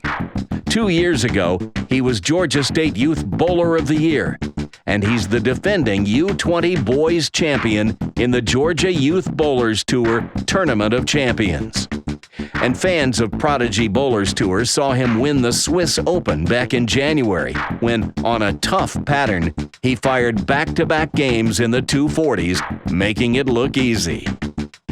Another product of the junior bowling factory at Brunswick's own LILBURN, Peyton brings a 220 entering average into the Pepsi tournament. And that's our amazing field today in the U20 Boys Division at the 2018 Georgia State Pepsi Tournament on Prodigy Bowlers Tour.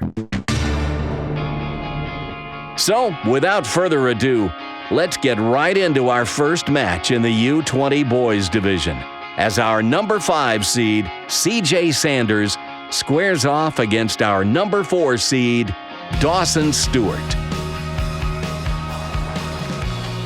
And Dawson has elected to let CJ start the match. Dawson wants to finish first. And CJ finds himself in a bit of a pickle right out of the gate, leaving what some people call the PBA washout, the 1-2-4, 6-10. A couple of schools of thought on how to make it. I prefer this method. Going Brooklyn, it looks like he's aiming at the right side of the head pin. Well, maybe not. He was trying to hook at it. You don't usually hook at it if you're aiming at the right side of the head pin. You'd throw it straight. But in any event, that is an open and 7 out to begin. Not what he had in mind. So we'll take a look at Dawson Stewart. You've seen Dawson on Prodigy a few times. One of the best young bowlers in the state of Georgia, no doubt about it.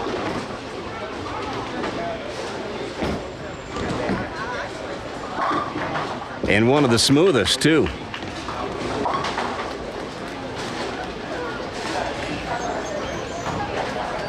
He will hammer the pocket and never break a sweat doing it.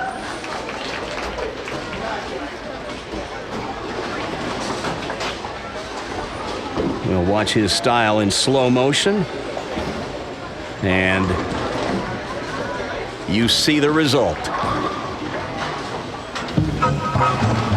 As we celebrate the prodigy generation at the Pepsi tournament, here's Dawson Stewart when he was 2.5. First time he ever went bowling. Here he is with his sister Riley, who's a fine bowler in her own right. And Dawson on his 9th birthday. I think that bowling ball is about to melt. Here he is at a tournament a few years ago, no doubt taking down top honors.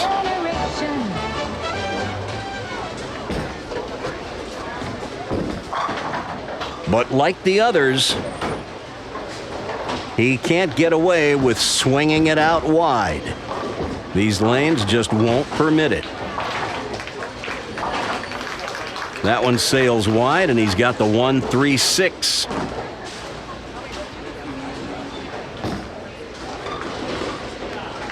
Just needs that ball to cross over onto the Brooklyn side, which for him, a left-hander, is the 1-3 side of the lane.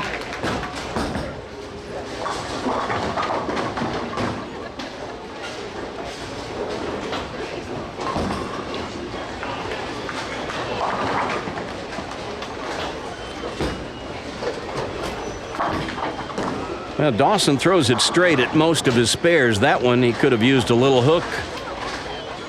And he opens in the second frame.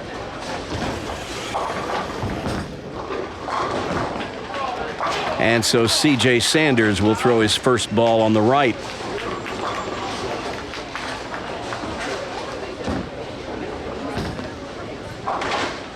C.J. was the first player ever to come visit Brunswick Zone Roswell to bowl Prodigy as a visitor.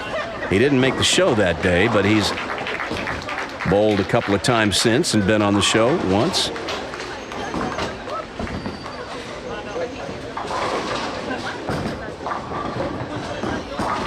Yikes. Like a runaway train. That one well left of target. And he's got the 1-3-9. This is a little tricky. You don't want to hit exactly in the pocket. You kind of want to hit the light pocket. Otherwise, the ball will hook past and leave the 9 standing.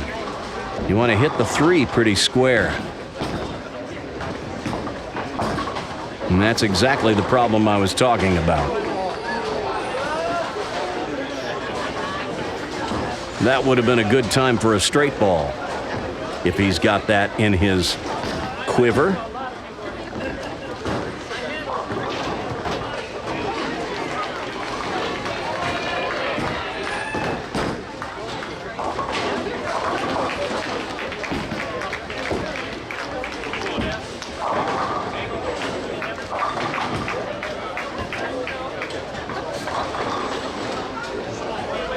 CJ with a pretty solid game. I like this two-hander style. That ball just doesn't quite get up. It almost got there, but he leaves the 2-4-5.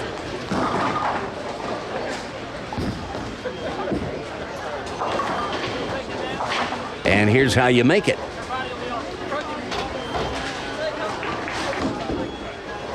Put the ball on the 2 and the 5. You can make it on the other side too, but you don't want to chop the 2 off the 5. That's well done.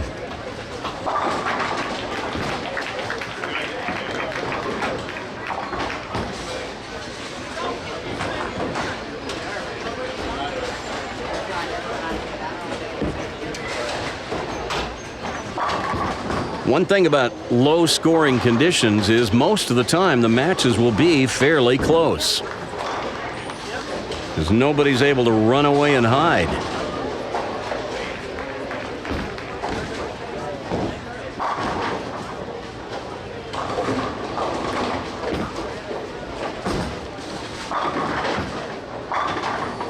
soft 7.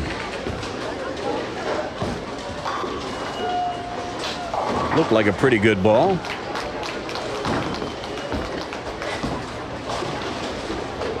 This didn't quite snap out the corner pin.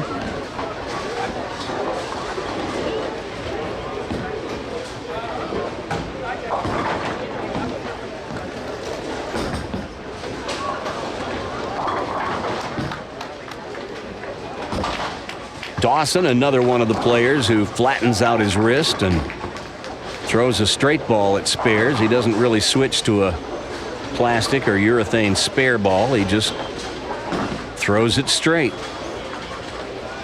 It's a nice shot to have in your bag of tricks, because if you're limited in the number of balls you can carry, like they are at Junior Gold in July, you don't need to carry a spare ball, which gives you one more to draw from in your arsenal.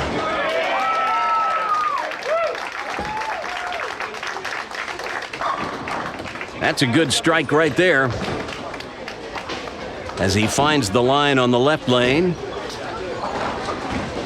and sweeps them off.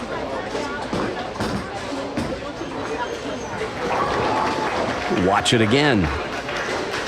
This will be right in the 1-2.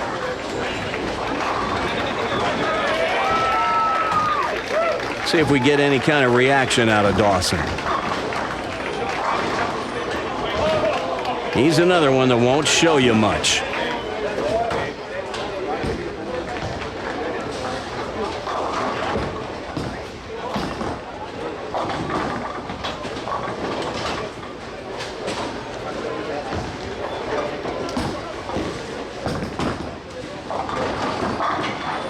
Well, that's as good a ball as you'll ever see right there. CJ right in the hole with that one.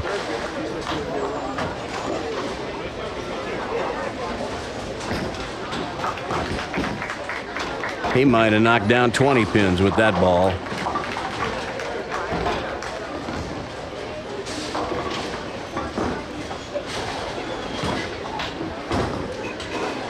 Pace of play a little slow today with all the kids bowling on either side. And with the conditions being as difficult as they are, everybody's just taking their time and being very meticulous about setting up and making sure that everything is just so.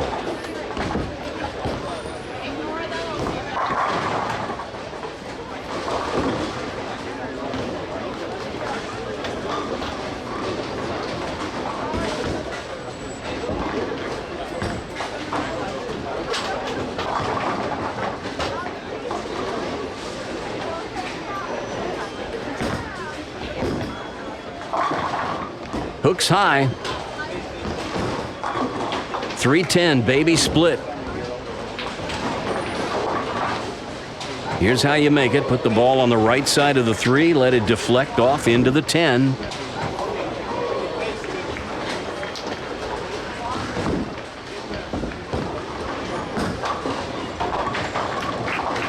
And he sends it a little wide. When you get the ball wide on these lanes, that will not come back. Plus the fact he was throwing a spare ball, it's not going to hook much anyway. So that's another open frame for CJ in the 5th. Dawson opens up a 24-pin lead with a strike up.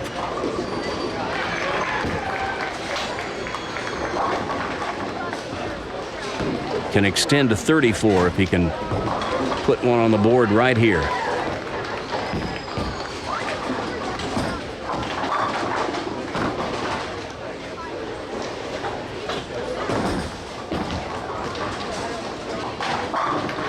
That's a good ball right there.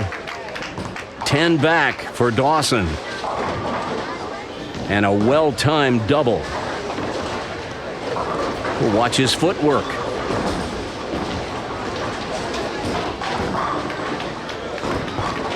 He does it well. Stands to reason. He's well coached. His dad, Wes, a silver certified USBC coach.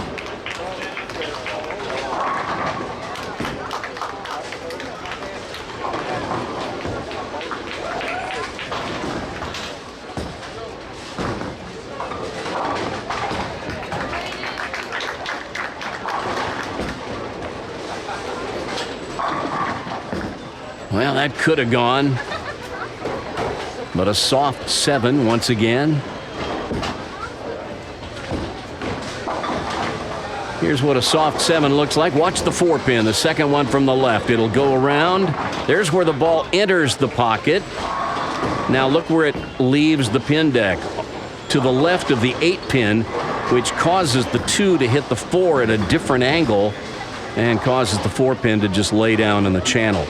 Too much deflection is what causes a 10. 10-pin for a right-hander, 7-pin for a left-hander. It means you didn't catch it all with the fingers at the bottom.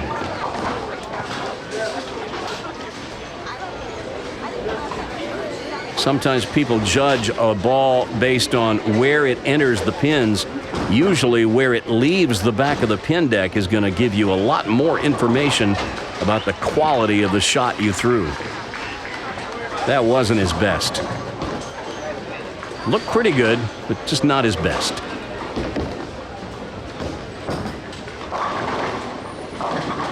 And a light shaker for CJ. Well, his problem is he needs to string them. Watch this one again. In slow motion. A little bouncy when it hits the lanes, but it got them all to go down.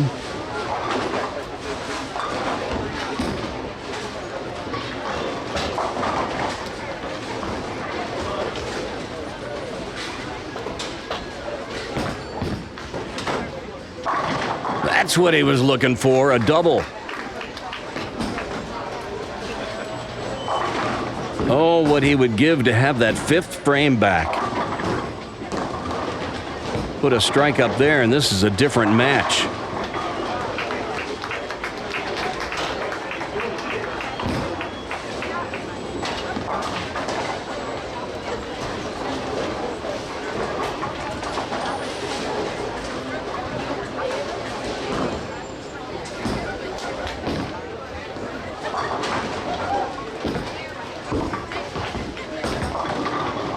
Oh my goodness. A little wide with that one. You could see the trajectory as it left his hand, heading a little to the left. We've talked about it again and again. The only way I've ever seen this made is to throw the 3-pin over into the wall, have it come back and either knock the 7 into the 9 or have the 3-pin come back across and get the 7 and 9. The smart play is to just take the 2 pins, the 3 and the 9, and just take the count. Maybe you get lucky and something will bounce out. Well, I think he was probably going for the 2 to get the count, but pulled it a little bit. In any case, he's open. And now this match is down to within a mark.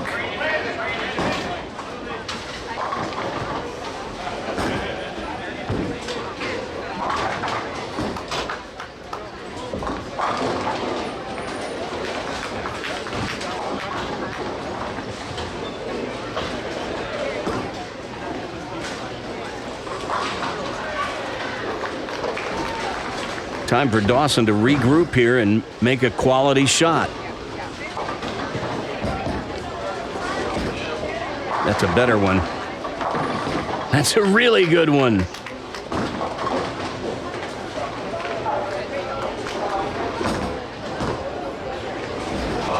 Watch the head pin go to the wall, and it'll come back and take out the 5, 6, and 10.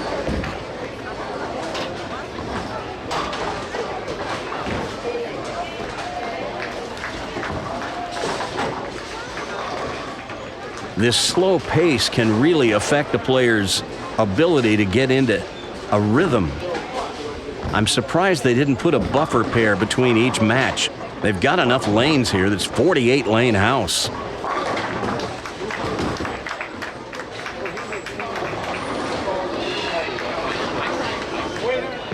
This strike for the lead.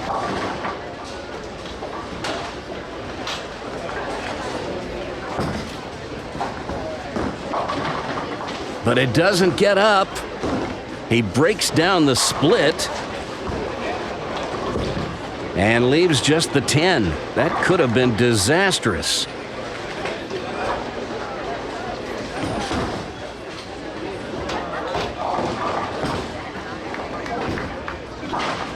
And he covers the spare.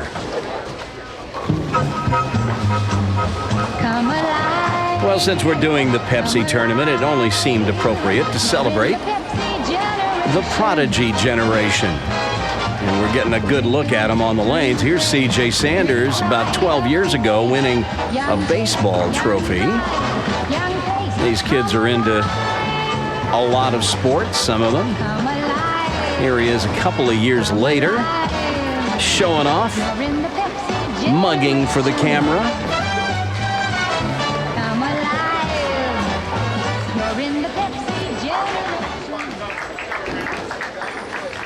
Well, here we are down to the 9th and 10th again in a close match. This is what I was talking about. When the scores are low, you'll usually find the matches go down to the last couple of frames.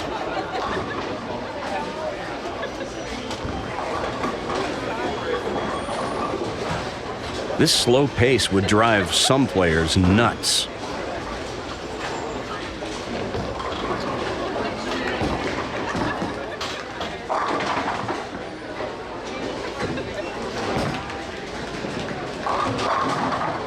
Oh, there's one, just when he needed it.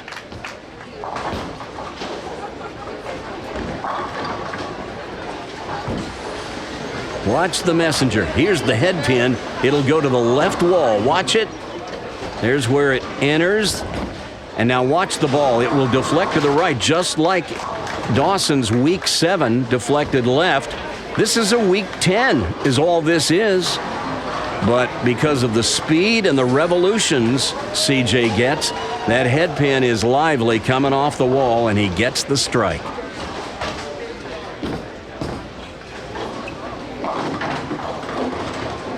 And Dawson's ball doesn't quite get up, and now he's got the bucket. The 3-5-6-9. That's how you want to make it. Put that ball on the 3 and the 5. Let the ball drive through and carry out the 9. The 3 will get the 6. The two dangers on this: you don't want to hook by, and you don't want to chop the 3 off the 5.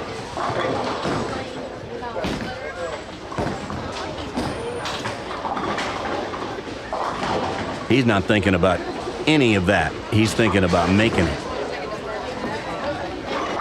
Oh, but he does hook by and makes it the hard way. Wow. Well, that's not the way we recommend. You'll get 9 out as often as you get them all shooting it that way, but he got away with it. No harm, no foul. But now the situation is this: because of that spare in the 9th, if Dawson and CJ strike out in the 10th, CJ would win by 1. So Dawson needs to put strikes on the board to force CJ to perform in the 10th.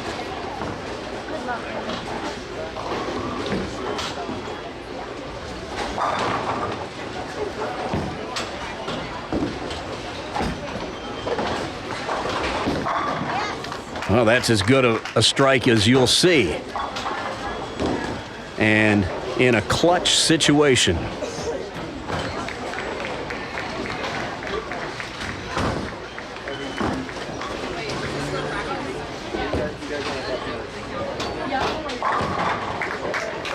Being able to perform in the clutch is as much a skill as any you can develop in this sport.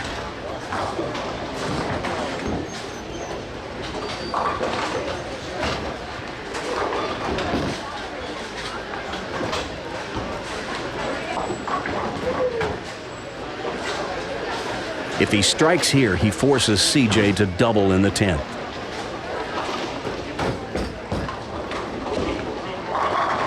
That's huge.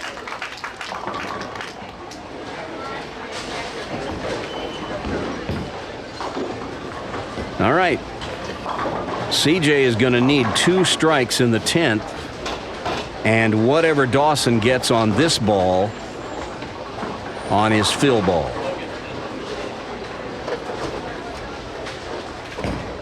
A possible 192. If he strikes here, CJ has a possible 193.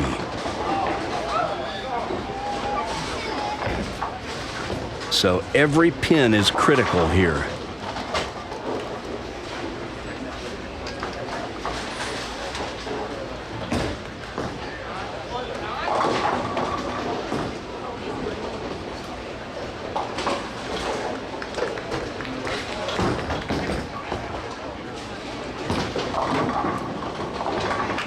It's a little wide, but he gets 9 out of it.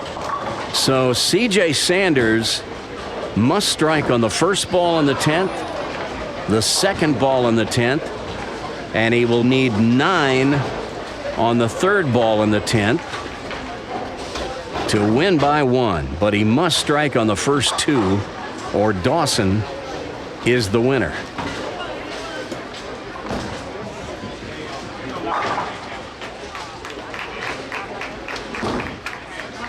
And just like young boys grow up dreaming of an at-bat in the bottom of the 9th of the World Series, young bowlers dream of being in this position, where they've got to step up and perform in the 10th frame to win a match in a big tournament. Here it is. CJ must strike. Oh, and it hooks high. And it's the Greek Church, and Dawson is the winner.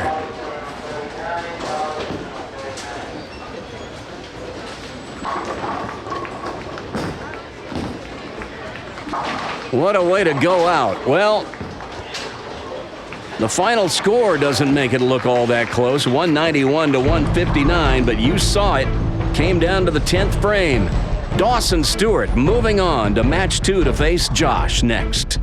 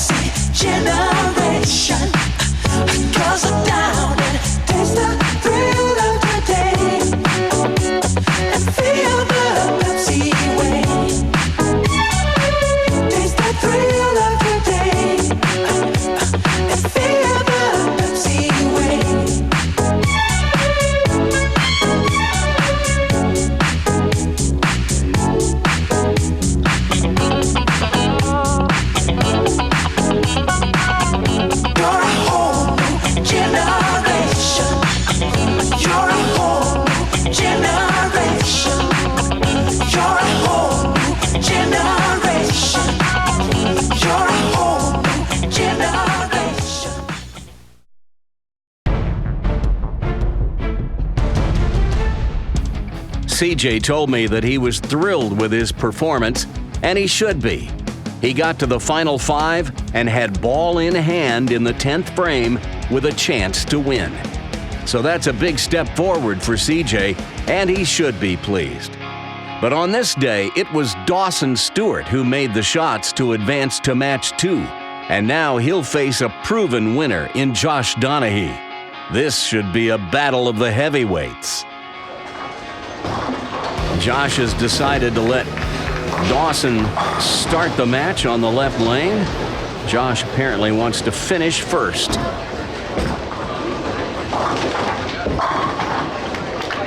And Dawson decides he wants to start with a strike. And I don't blame him. Great shot. Sends a message right out of the gate that I came to play. That is perfectly done right there. All right, Josh Donahue, one of our regulars on Prodigy and a member of our Roswell Varsity League at Brunswick Zone Roswell.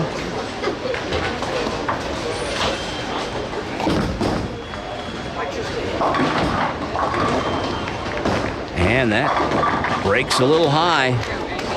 Josh playing a little farther inside than most of the players we've seen today.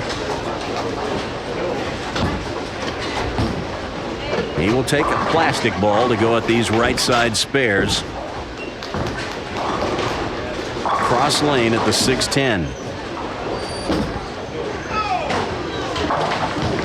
Oh, and he nearly chopped it. But just got a piece of the 10 pin. Just enough to tilt it out. Watch this.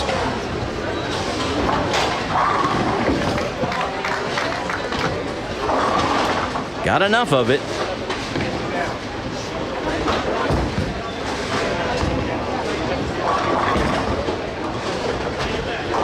Well, you could tell that was left. That never had a chance.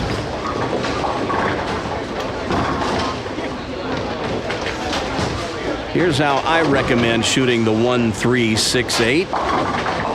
Throw a straight ball down the left side of the lane and try to hit Brooklyn. Although I think Josh is going to go with the pocket shot and try to hook on through and get the 8. And that'll work too.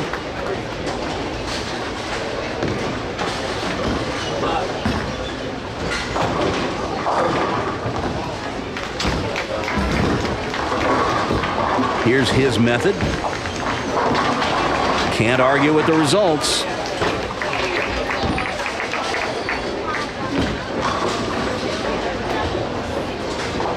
Dawson would love to get off to a big lead early.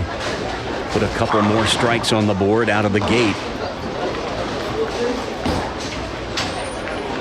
He should have this pair figured out now.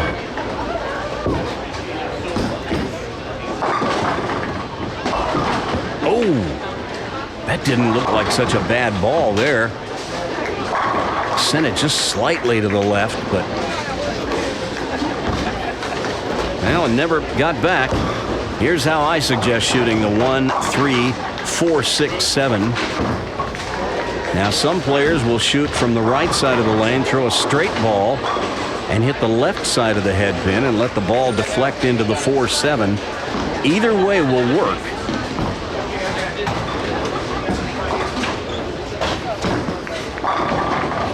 It looks like that's the way Dawson's going at it, but oh, look out. Well, he knew that was out the window as soon as he let it go. You could see he turned around shaking his head. Well,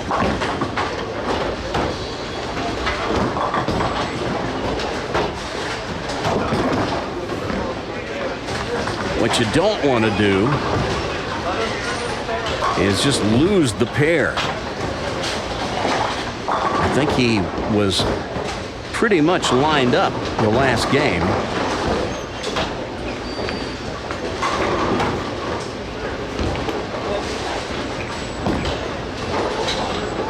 It's just a question of execution.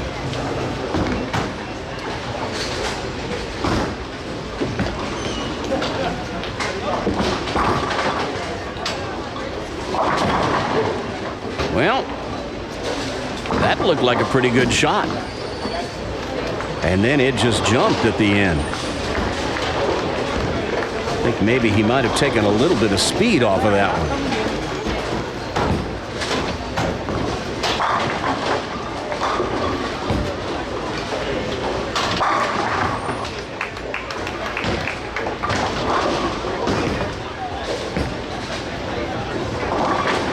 He'll flatten out his wrist and go straight at the 4-7.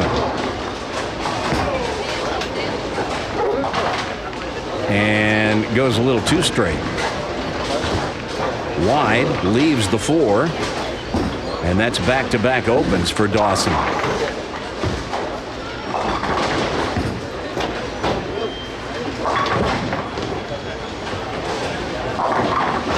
And Josh gets an early gift.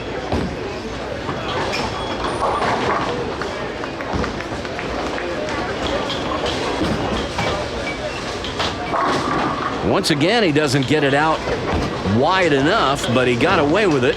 Tripped the 6 and carries a Brooklyn. He's not proud of that one, but he's not giving it back either. Well, we'll go back a few years and look at this member of the Prodigy generation, Josh. Doesn't look much different than he does today. Looks like he's moved a couple of boards left. Maybe a little too far. And now he's got the washout, the 1, 2, 4, 10. Here's how you make it. No option to hit on the right side of the head pin with this spare unless you're throwing an 8-pound ball, and I can assure you Josh is not throwing an 8-pound ball.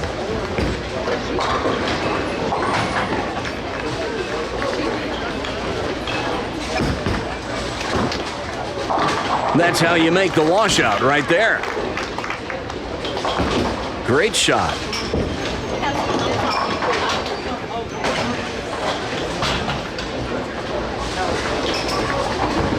Watch it again.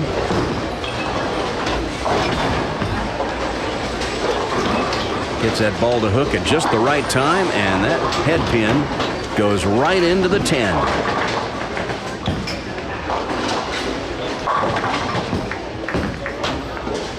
And that enables Josh to maintain that 23-pin lead.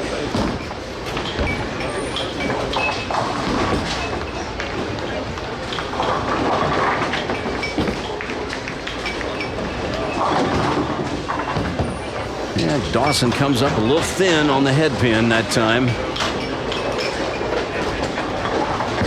These lanes are so touchy. There's just no margin for error at all. No sooner do you think you've got them figured out that you miss fractionally, and there's no telling what you'll leave.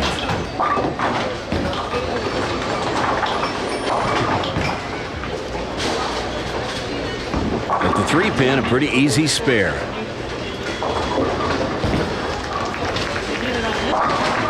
And Dawson covers it without a problem.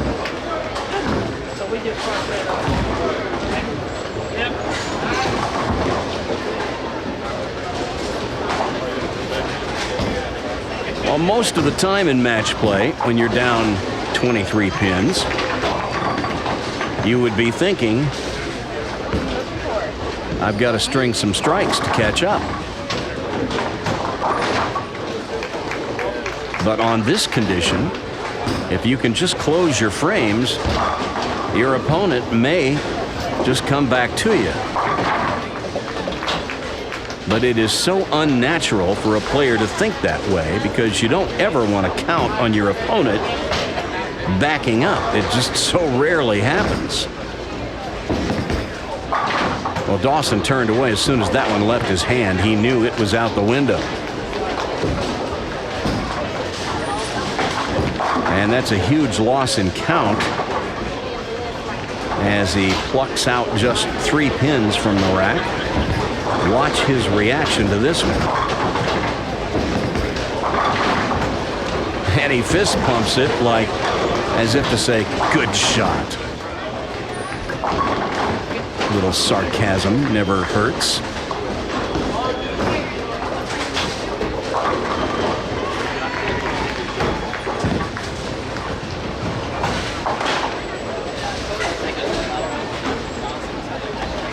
Critical thing here is make the spare.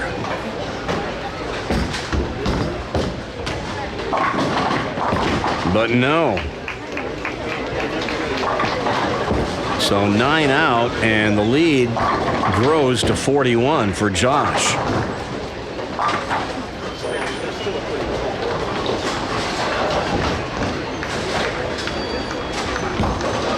Now his mindset is a little different. He just wants to keep filling frames and force Dawson to try to catch up.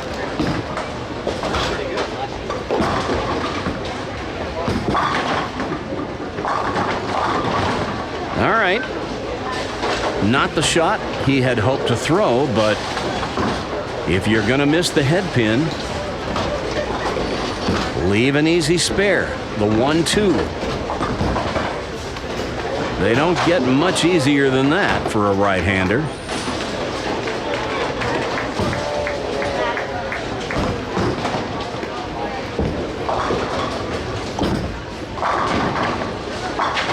And he covers it without incident.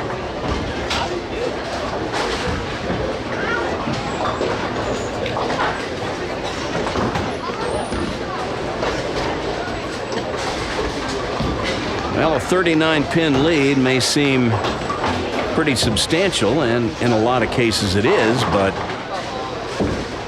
the way these matches have been going, you never know.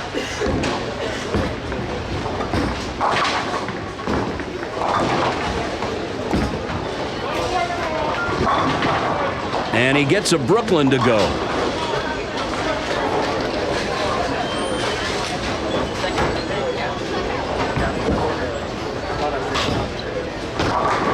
Well, it's go time for Dawson.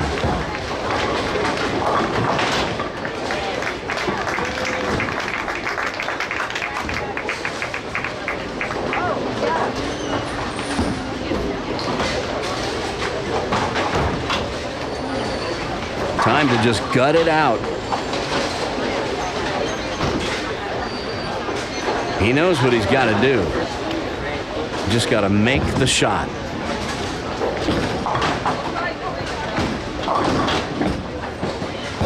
Well, that was almost there. Just a little light. 6 goes late. He leaves just the 3-9. We've seen this made. We've seen it missed today.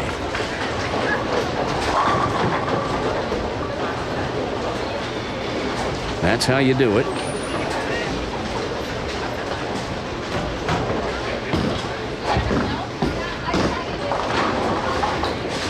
The thing about leaving difficult spares time after time is it just wears on you mentally.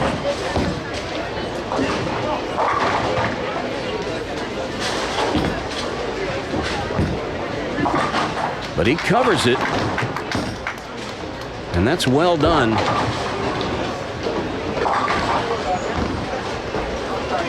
What happens is you start leaving these difficult spares frame after frame, and you just start to mentally check out, especially if you miss them.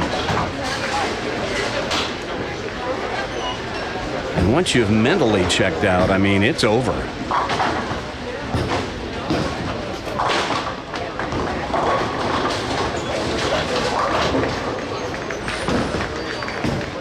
Dawson's got a pretty strong mental game. And I don't say that lightly. A lot of these youth bowlers, they've got good physical games, but their mental game is something else.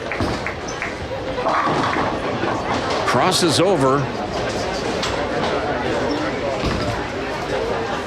Could have been worse. A 4-8. Not the hardest spare for a left-hander to convert.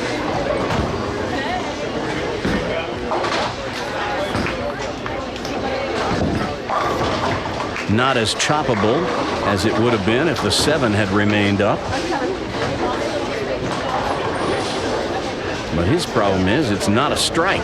He needs strikes. Oh my goodness. Well, this is what I'm talking about. When you just mentally start making mistakes, it just wears on you. So Josh now out in a commanding position, 52 pins out front with a strike up.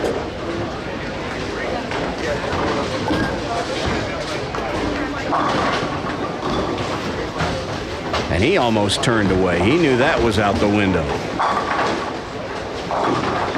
I tell you what, they put some pretty tough patterns down for these youth bowlers. I sometimes wonder if they're trying to identify a champion or if they're trying to embarrass these kids. It seems a little too tough to me. These are not professional bowlers. Not yet. Some of them may be someday, but this is a youth bowling tournament. And look at this. Spares are at a premium. These are the best junior bowlers the state of Georgia has produced. And this is the kind of action we're seeing. It's just, I don't know. They don't ask me, but I wouldn't make it this difficult.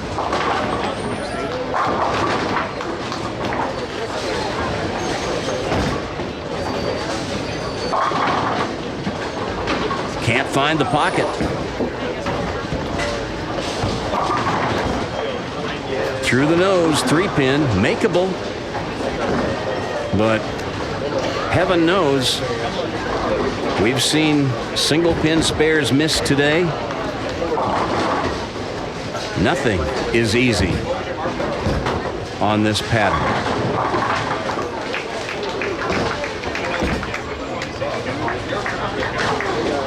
Nothing is easy on this pattern. Josh whiffs the 3-pin.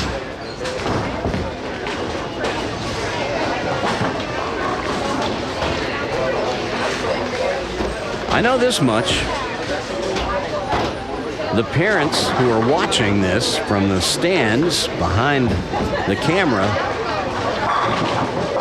they would enjoy the show a lot more if they were seeing strikes instead of opens.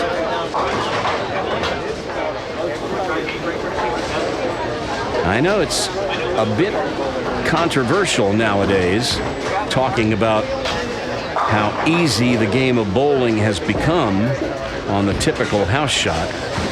And I'm not advocating that they hold tournaments like this on a house shot. I'm not saying that. But I wonder if they're really doing the sport any favors by making it this difficult on junior bowlers. I don't know.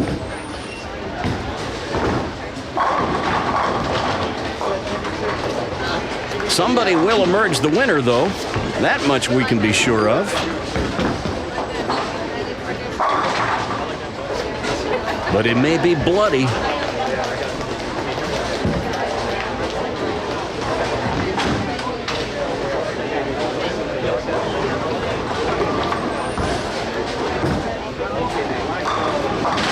Dawson covers the 2.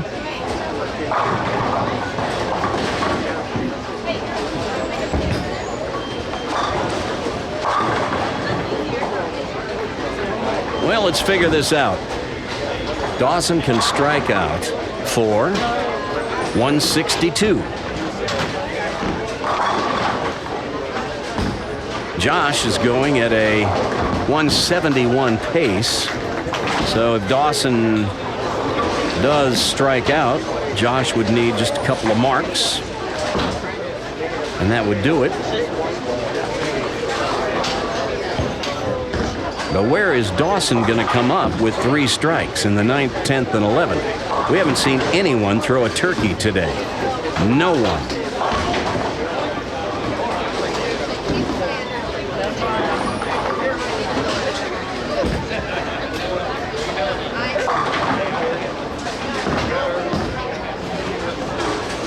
Well, that one's wide. That will lower his possible score to 149.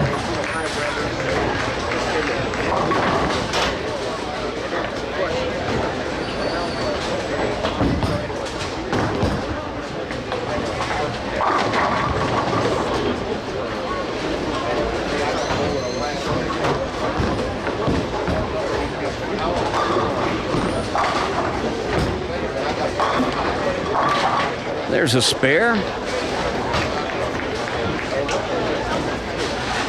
back-to-back spares. That's almost as good as a double on this condition.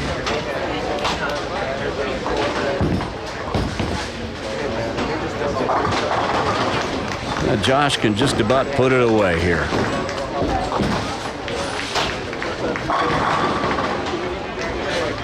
Leaves a 10, soft 10.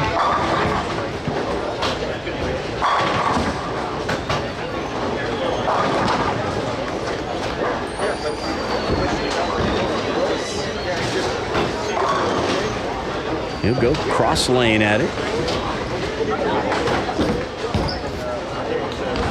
And that one slides off into the moat. So the situation is this. Josh needs a mark here in the 10th to shut out Dawson. Believe it or not. Dawson can strike out for 149. Josh needs all 10. By hook or by crook. A mark will wrap it up.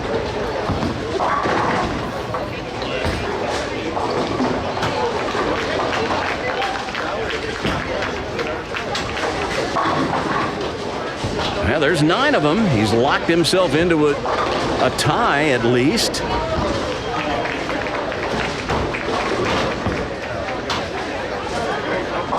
This is tough stuff.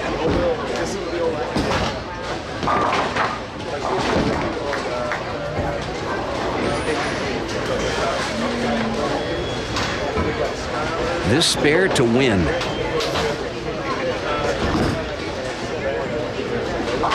And he gets it.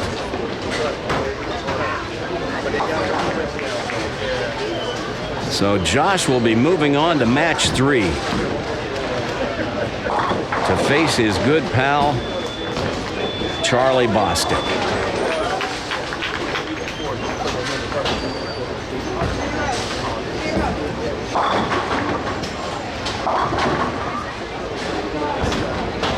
You know, as the guys are bowling here on lanes 21 and 22, I've been glancing over at the girls to our left and right, and I don't see them lighting it up either.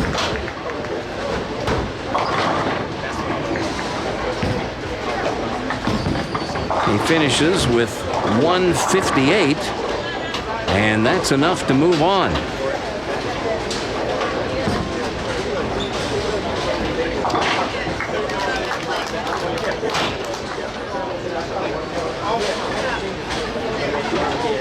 Even though the match is over, Dawson wants to finish strong, if for no other reason than just to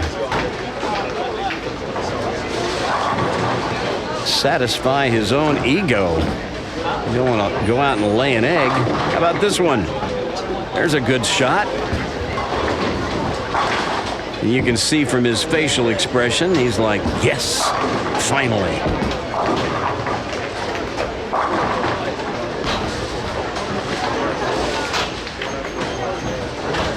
These guys do have some pride, you know,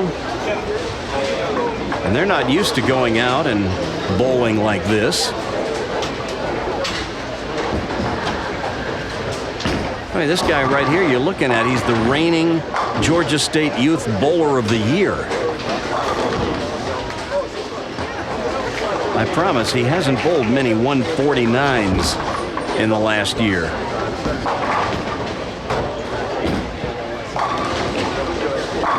There's another strike. There you go. It's amazing how much easier they come when the pressure is off. That's true for youth bowlers, and it's true for grown-ups. It's true for the pros, too, sometimes.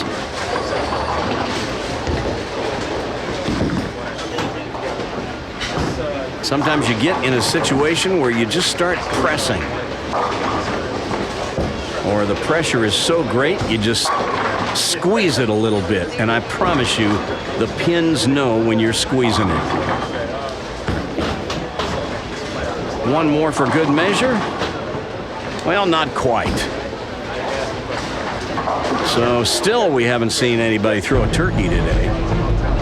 But Josh Donahue is moving on to match 3. He will face Charlie Bostic when we return. You know when it's right. You know when you feel it, baby. You hold it, you hear it, you taste it, it's right. You got the right one, baby.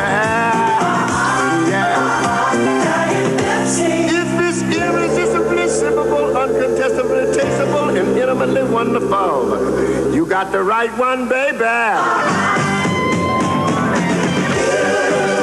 got the right one, baby. You know when it's right. You know when you taste it. You got oh yeah. All right. You got the right one. If it's irrepressibly lovable, unsurpassably quotable, and intimately soulful, you got the right one, baby. With 100% NutraSweet.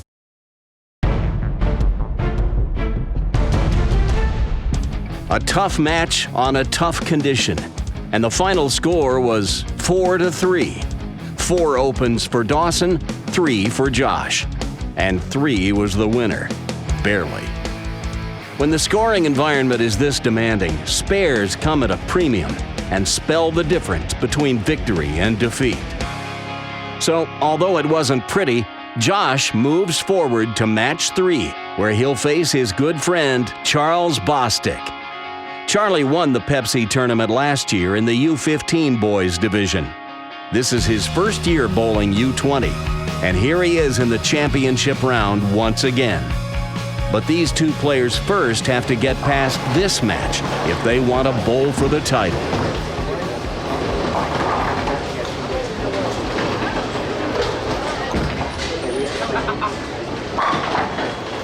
Well, it's what happens when you send it wide.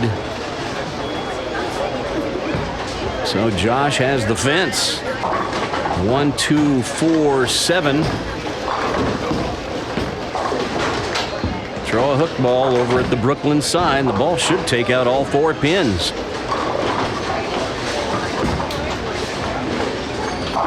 Just like that. That's beautifully done.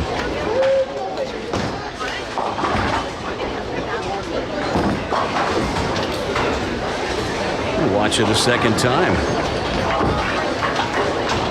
That is well played, my friend.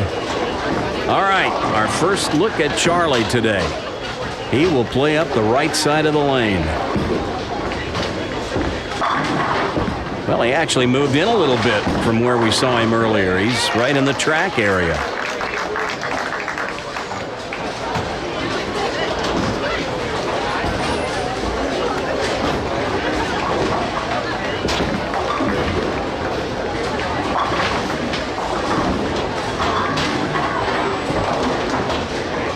Dominant player when he was U15, and now he's moved into U20 and hasn't skipped a beat.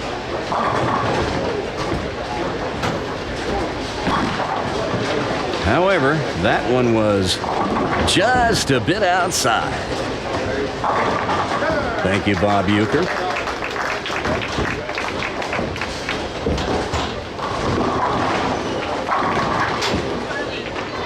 A 4 count. He doesn't lose any pins in count because he was on a strike, but definitely don't want to leave any after the spare ball. And he has gone for a brush. As I mentioned earlier, the approaches here are wood. Lanes, of course, are synthetic, but the approaches are wood, and they're very slippery.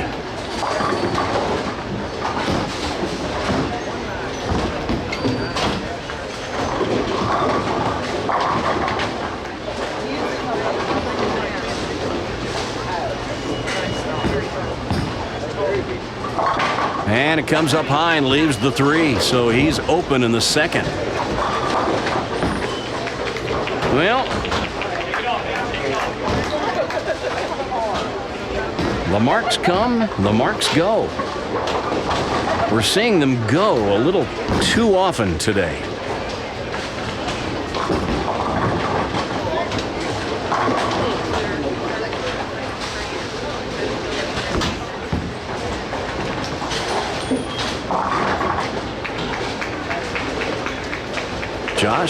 carefully setting himself.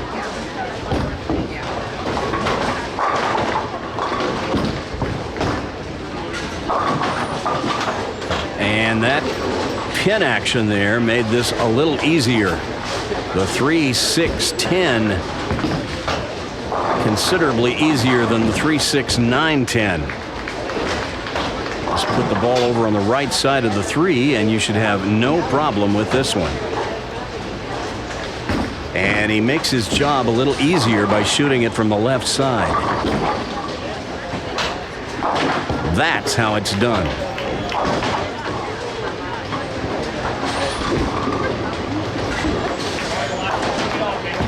Well,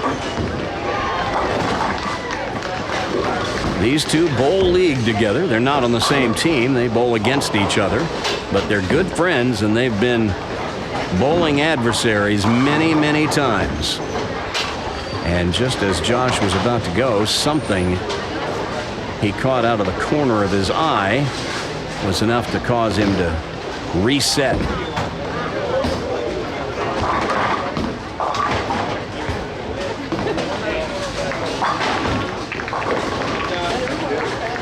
Got to be committed.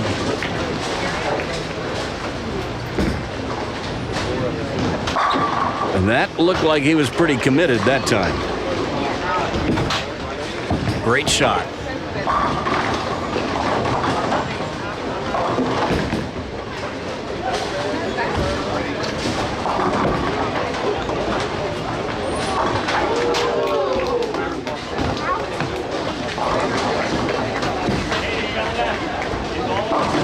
Oh my goodness, this time Charlie pulled it a little bit. There is just no margin for error at all on these lanes. And he's got the big 4, the 4-6-7-10.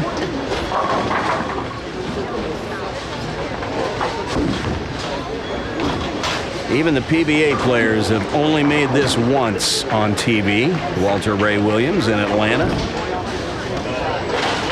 Not to be for Charlie. Well, as we continue the celebration of the Prodigy generation, here's Charles Bostic winning trophies in his bowling league 8 years ago. And there he is on the right. Oh, that little guy on the left, another Prodigy regular, you know. That's Tristan Davis, 4 years ago. Well, this pattern's so difficult. You pull it half a board, it goes high, you send it wide, it sails. What do? Not that. Well, 4-6-10. That's what he left after his second ball in the last frame. I would advise him to take the 2 on the right and don't get fancy with it. You'll see somebody tip the 6 over into the 4 once in a blue moon, but it's about a 1 in 5,000 shot, if that. 3 opens in a row for Charlie. Can't say I've seen him do that very often.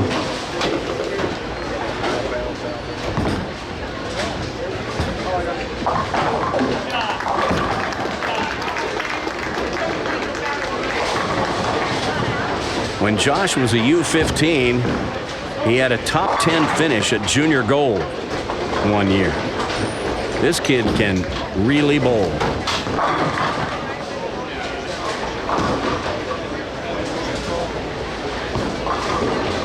He's 17 now, a senior in high school, and will be off to college next year.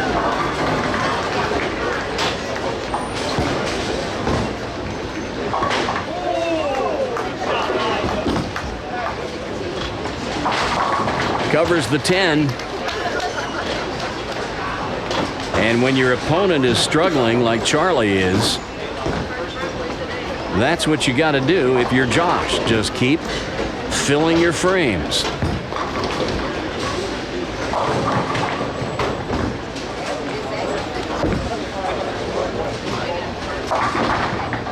Have I mentioned anything about the pink lights on the pins here at Bolero Columbus? formerly known as AMF peach lanes. You'd think they'd have peach-colored lights, but no. They're pink, and it's not October.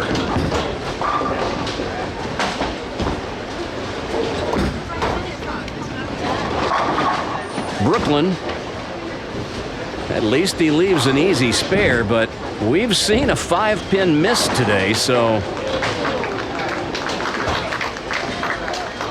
nothing is automatic.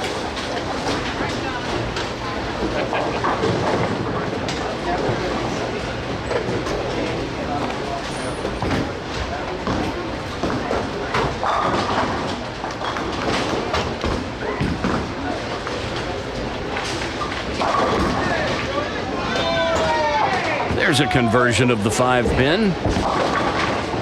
Not something we would usually celebrate, but the only other time it was left today, it was missed. All right, Charlie needs to get back on it. Any way you can make it happen is fine.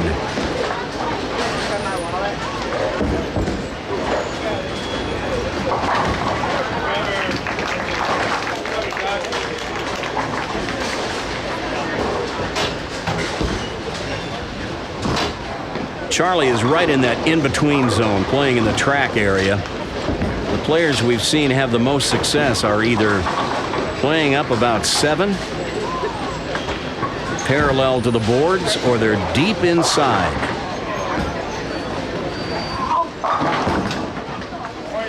He was trying to urge that ball to stay right, but it wouldn't listen. Mine don't listen to me either, so we have that in common. It's frustrating. It'll drive a person to start talking to themselves, as you can see.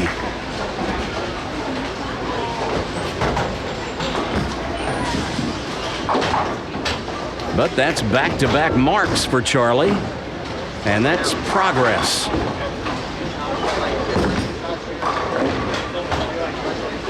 Now what he needs is a little help from Josh.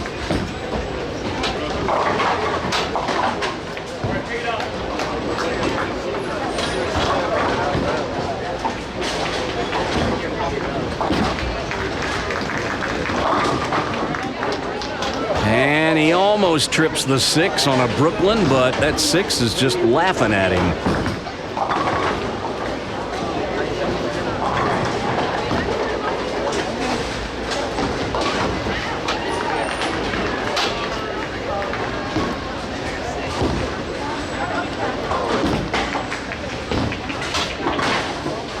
But he gets it to go on the second ball. And that's what we call a spare.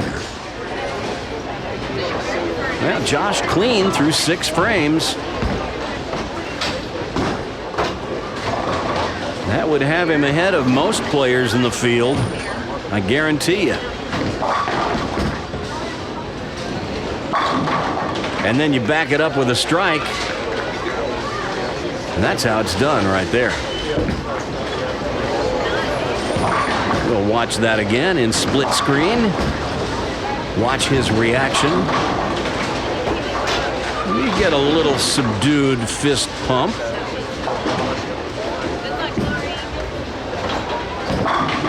There's a good shot by Charlie. Well, that's back-to-back strikes on the right lane. The problem is he's also got a bowl on the left lane.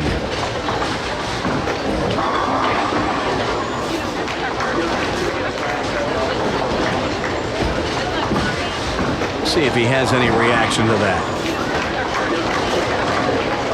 Not much.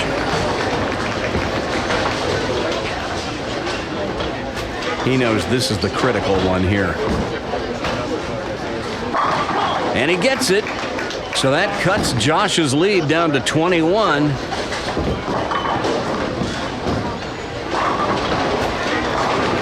We'll get a little more excited over this one.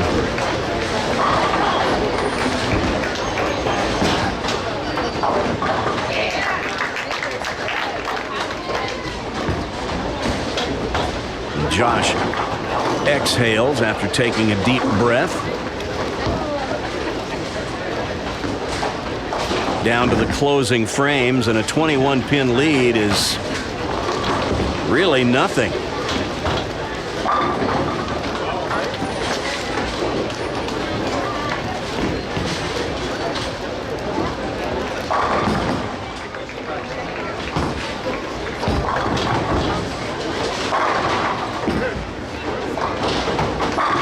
Oh man, that was sweet. Wow. Well, that answers Charlie's double. And you can't throw it any better than Josh just did. Watch this.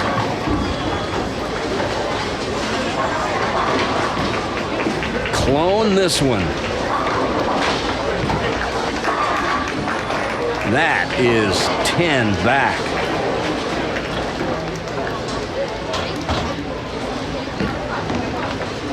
And now he's back in the driver's seat. Could we possibly see our first turkey of the day? Both Josh and Charlie are going to have a crack at it. No one has managed more than 2 in a row all day. No. And a 6 count brings the lead down to 27. And the 3, 6, 9, 10, no bargain. Especially on this oil pattern, where you've got heavy oil out by the edges. You get that ball out to the right trying to bring it back, and sometimes it just won't come. But with as much hand as Josh puts on it, he can cook anything, I think. And that is a really great spare, and it came at an opportune time.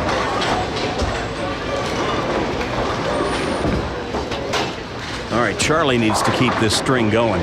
He needs the first turkey we've seen today. And something disturbed him, and I'm thinking maybe something on the approach, something on his shoe.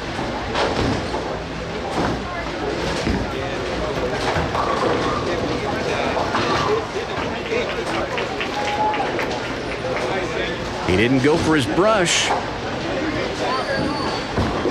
Sometimes you pick up a little piece of debris on the bottom of your shoe. You can feel it as you're walking.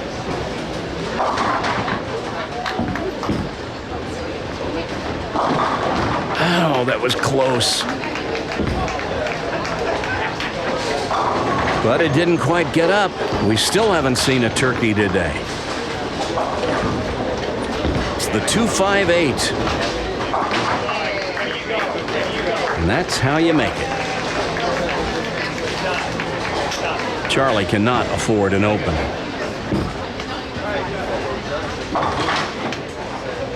All right, let's project. Charlie has a possible 181. Boy, he really needed that strike. It is a tough lift from here.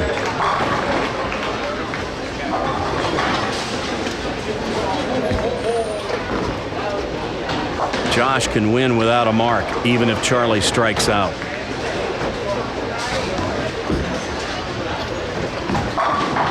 Well, he looks down at the approach. That's the pro move. When you make a bad shot, you always look down at the approach.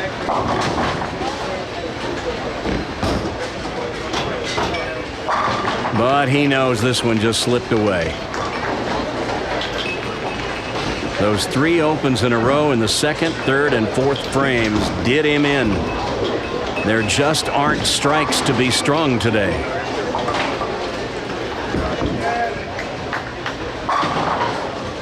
And that one sails wide. So the best he can hope for is 171.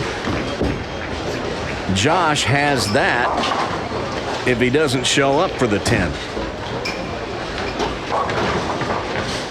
So I guess we could call this a must spare.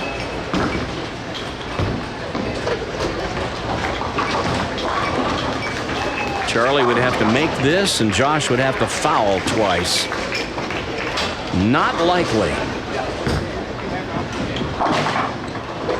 Well, going straight at it, I'm not sure that increased his odds of making that spare, but he did make it. And now Josh just needs to keep the ball on the lane and stay behind the foul line. I think he can handle that one.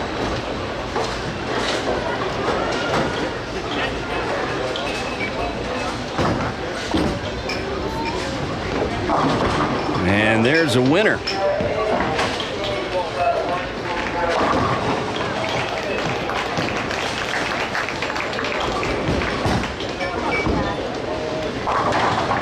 He leaves the 2-pin.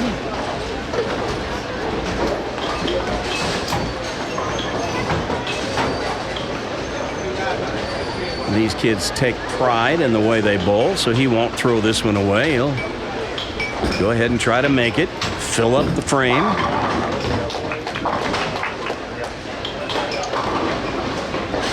And a possible 200 if he strikes on the fill ball. We haven't seen a 200 game today.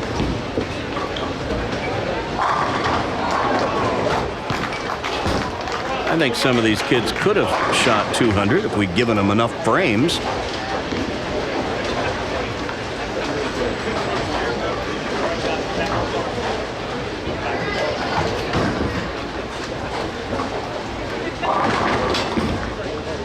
Tough sledding today. That's wide. But 197, nothing to sneeze at. And a win is a win is a win. And Josh Donahue will be bowling for the Pepsi title against Peyton Smith when we return after this.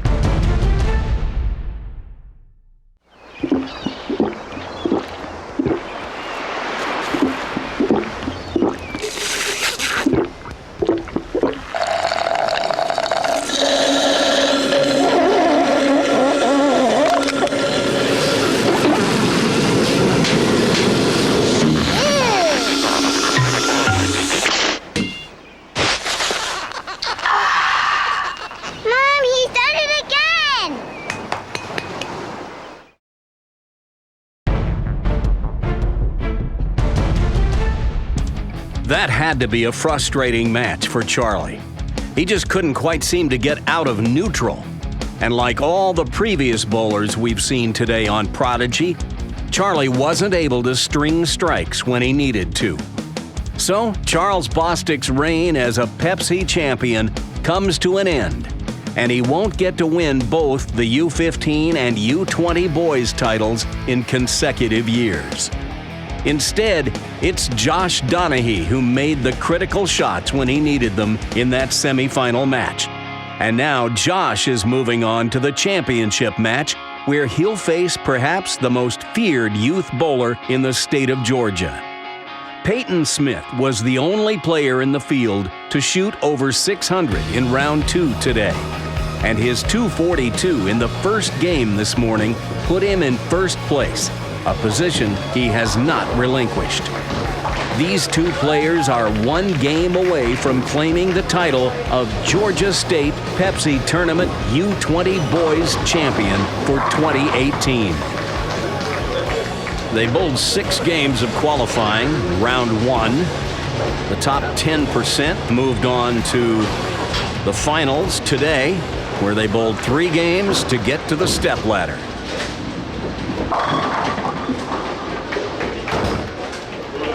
And the top 5, of course, made the stepladder in all 10 divisions: U8, U10, U12, U15, and U20, boys and girls. Josh high with his opening ball and a 10-pin.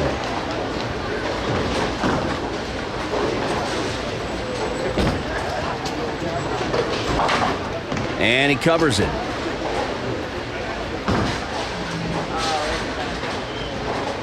Well, Peyton has made 1 appearance on Prodigy Bowlers Tour. That was at the Swiss Open, where he came on the scene and threw a couple of 240-plus games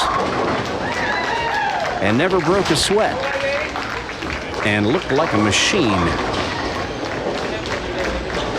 And anybody who's seen him bowl knows that he can do that a lot.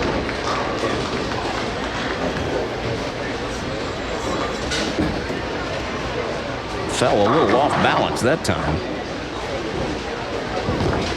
And the messenger misdelivers the message. The 10-pin remains.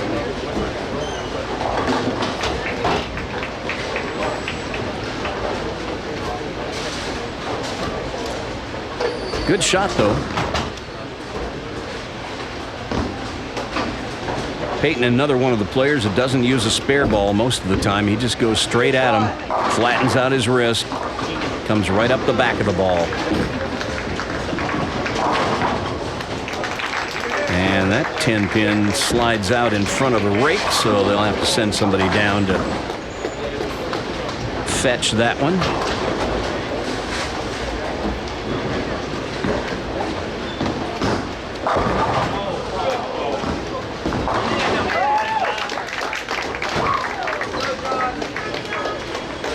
One of the things we observed about Peyton when he won on the Swiss Open was how he has a naturally deliberate pace.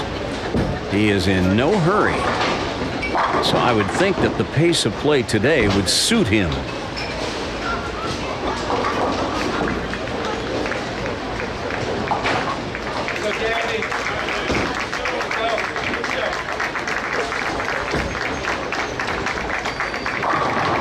Well, that one wide of the mark.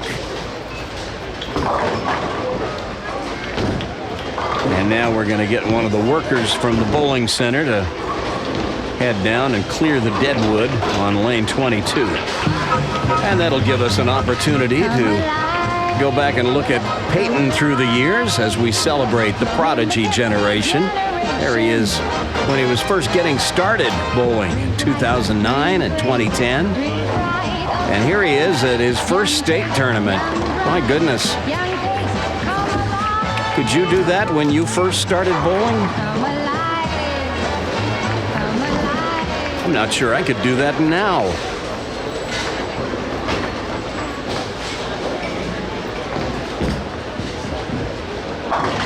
And he goes straight at it from the left side. I find that kind of interesting. I would think if you were going to throw straight at it, you'd throw it from the right side. But it works for him.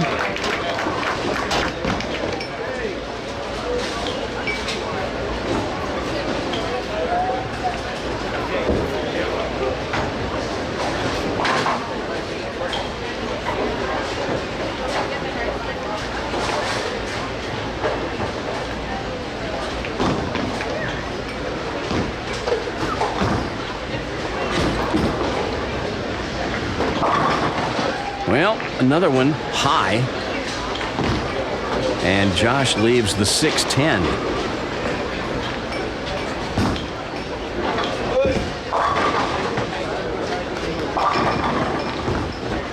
I understand that Josh is looking at going to the same college that Peyton is attending now. All I can say is that would be one heck of a bowling team. Ooh. Living dangerously now.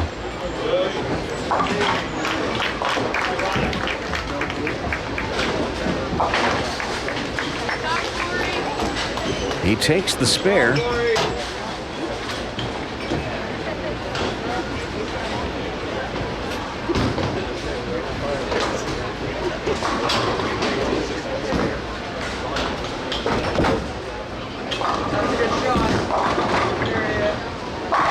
That looked like a better shot, but it was just fractionally high.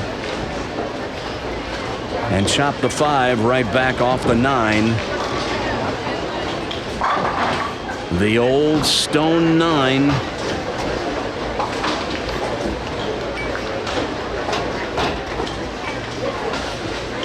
The thing of it is that when the strikes are scarce, you want your strike percentage to be really high when you do hit the pocket.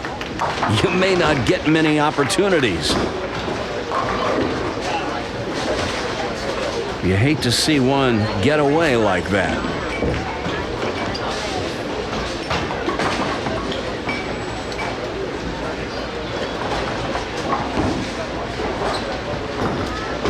I have to say, in his warm-up balls, and they get 2 on each lane, Peyton was kind of all over the place.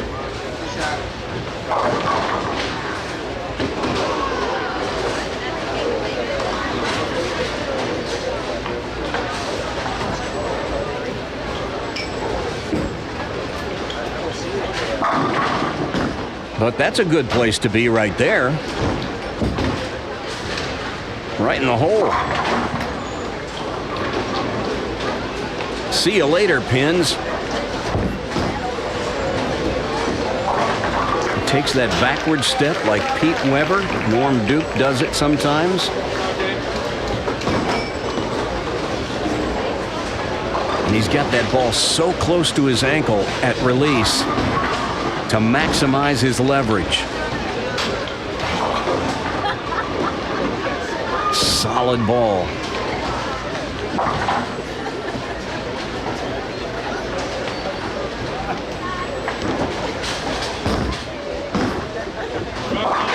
What he's so good at is putting another strike on top of the one he's already got. This to extend his lead to 11.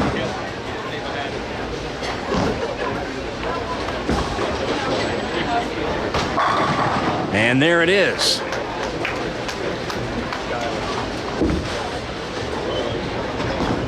So now the question is, can Josh answer the bell?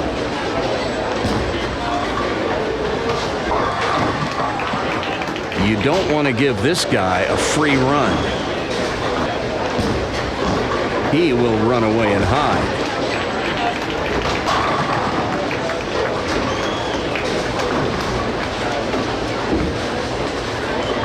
He's as cool as they get. He'll show you no emotion.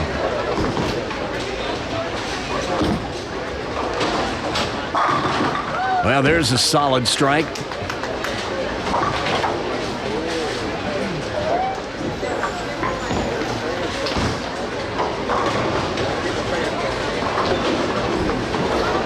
We'll watch this one again.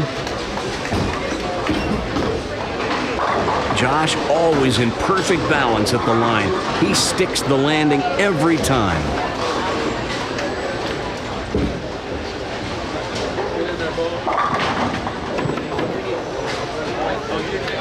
I have never seen him off balance at release.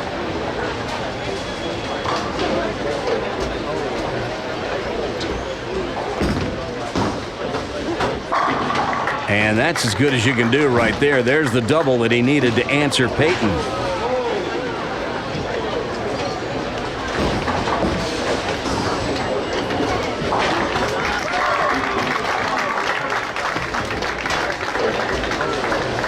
Let's see if he shows us something. Little reaction, something, something. Not so much. All right, are we going to see our first turkey? We've got a couple of players now with doubles up.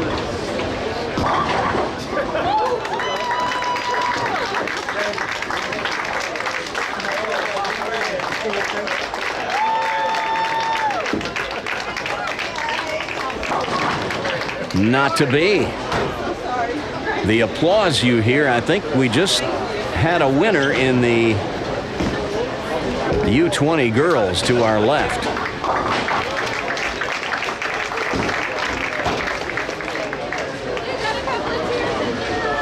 The 1-2-8. Get the ball over left of the head pin.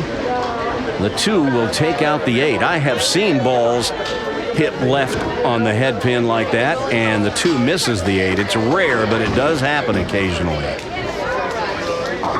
Oh, and it almost happened there. But close only counts in horseshoes and hand grenades. Here it's a spare.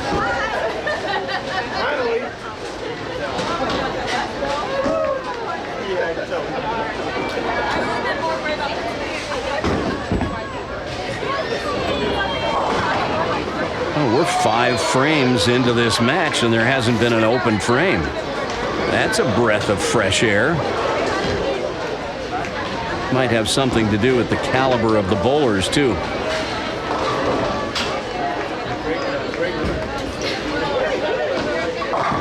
You could see his shoulders slump as soon as he let it go. He knew he'd missed. A little to the left. You got to hit what you're looking at. The 3-6-10 put the ball to the right of the 3. The 6 will take out the 10.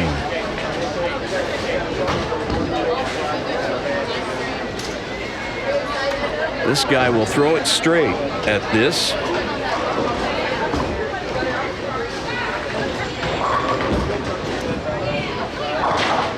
And that's how you make the 3-6-10 right there.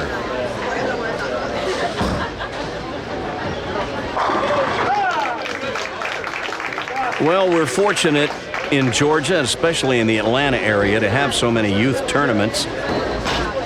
There's at least a couple every month. So all of these players know one another. They've seen each other in competition. They've bowled against one another or with one another many times. And these two are about as tournament tested as they get. Oh boy. And still no turkeys today. Wow. And another washout, the 1-2-8-10 for Josh. He made a washout earlier today. Can he make another one?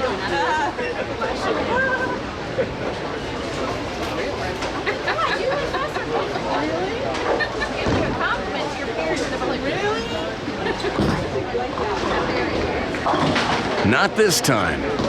Too much head pin. And that mistake coming in the 6th frame of the championship match.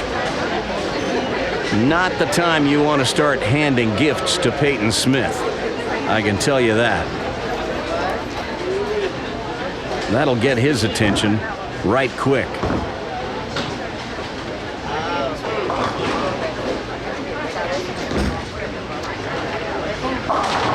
And once again, Josh left of the target. Maybe a little overcorrection after missing right in the last frame. But the 3-6-10. We've seen this a few times today.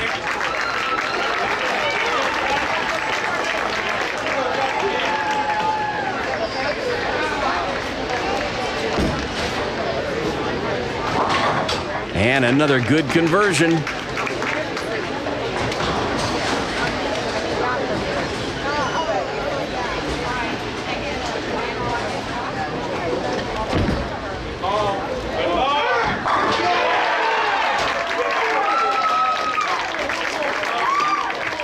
Well, that kind of applause has got to be related to somebody winning a championship over there.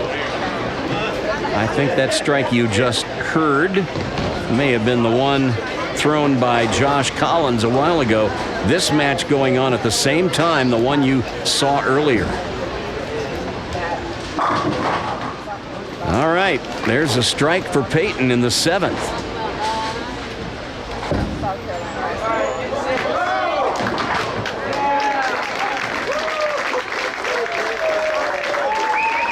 And now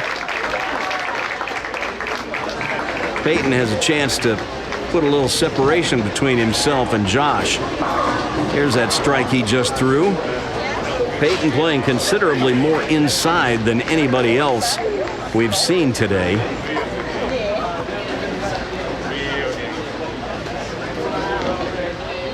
He just gets inside and throws it out to his break point, and it just comes back like a well-trained dog.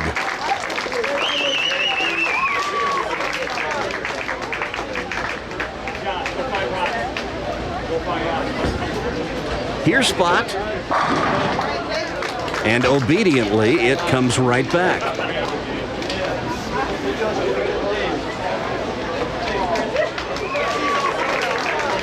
Watch that one again in split screen.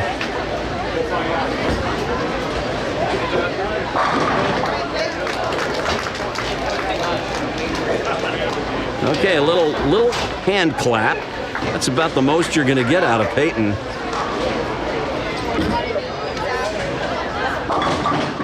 Oh, no. Well, the 4-6. Two schools of thought on this. If you got to make it, either just throw it as hard as you can to try to bounce one out, or once in a while you'll see somebody tick the 6 thin enough to get it to fall into the 4. Oh, he gave it a try. But honestly, you got to hit it so thin. That one he just hit probably missed by almost a foot behind the 4-pin. Not as close as it looked, but a good effort nonetheless. Still, it's a 34-pin lead now. Josh with his back to the wall. There's a strike. Boy, he needed a couple of those in the 6th and 7th.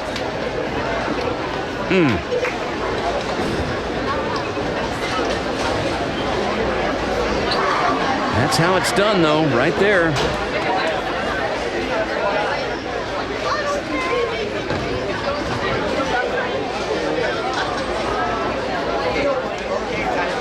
Josh, a possible 198.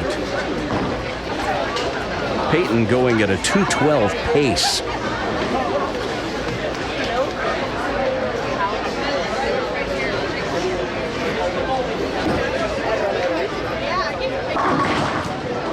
And he trips the 4, and it took us until the 9th frame of the 8th match we've covered today before we got our first turkey.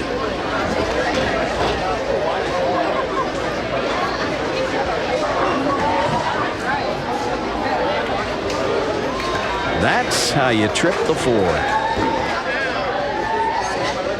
And the lead is now 44. And this is about to be over. Unless Peyton does something crazy here.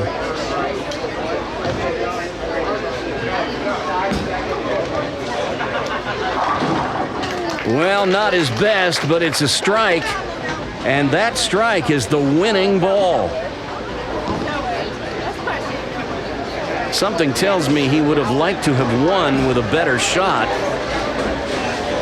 But he made plenty of good ones this match.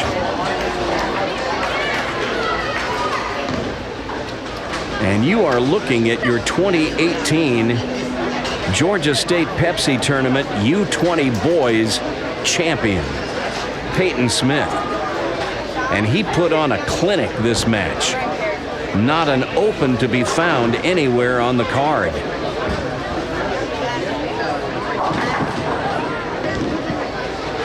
Now, some will say, yeah, but what if he misses this?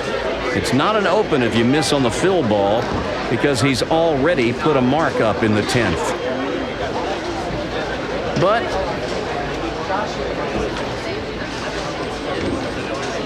just for giggles, you might as well go for it.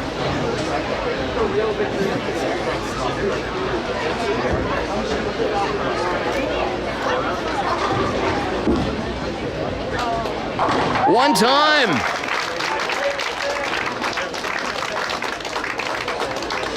How about that? Well, it's the only 200 game we've seen today, and 229.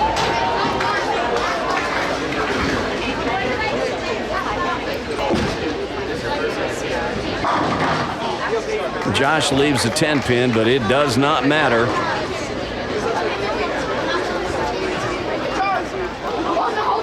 This tournament belongs to Peyton Smith.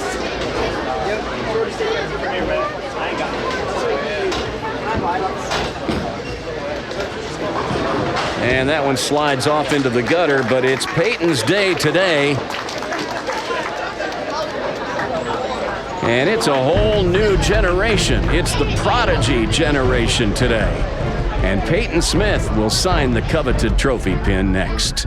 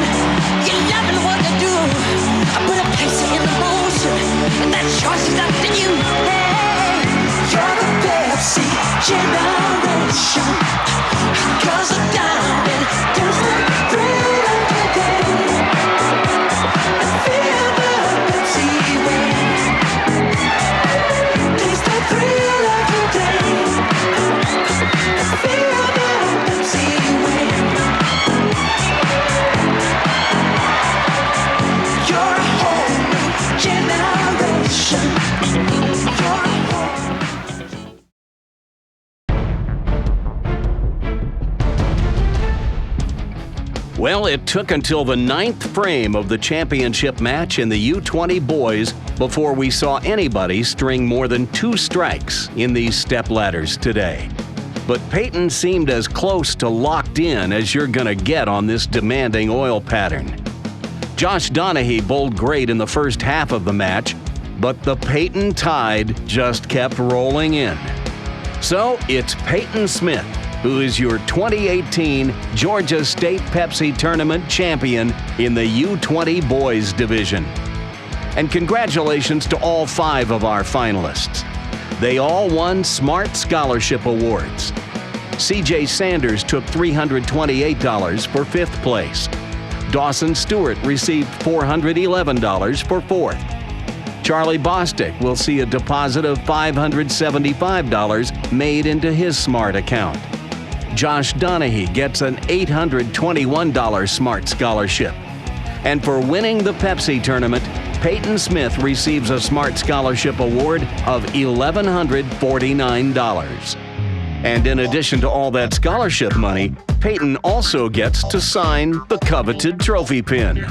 Not only do you have scholarship money to accept, and you know, they're probably going to give you some kind of plaque or trophy, but look, you get to sign the coveted trophy pin again. All right.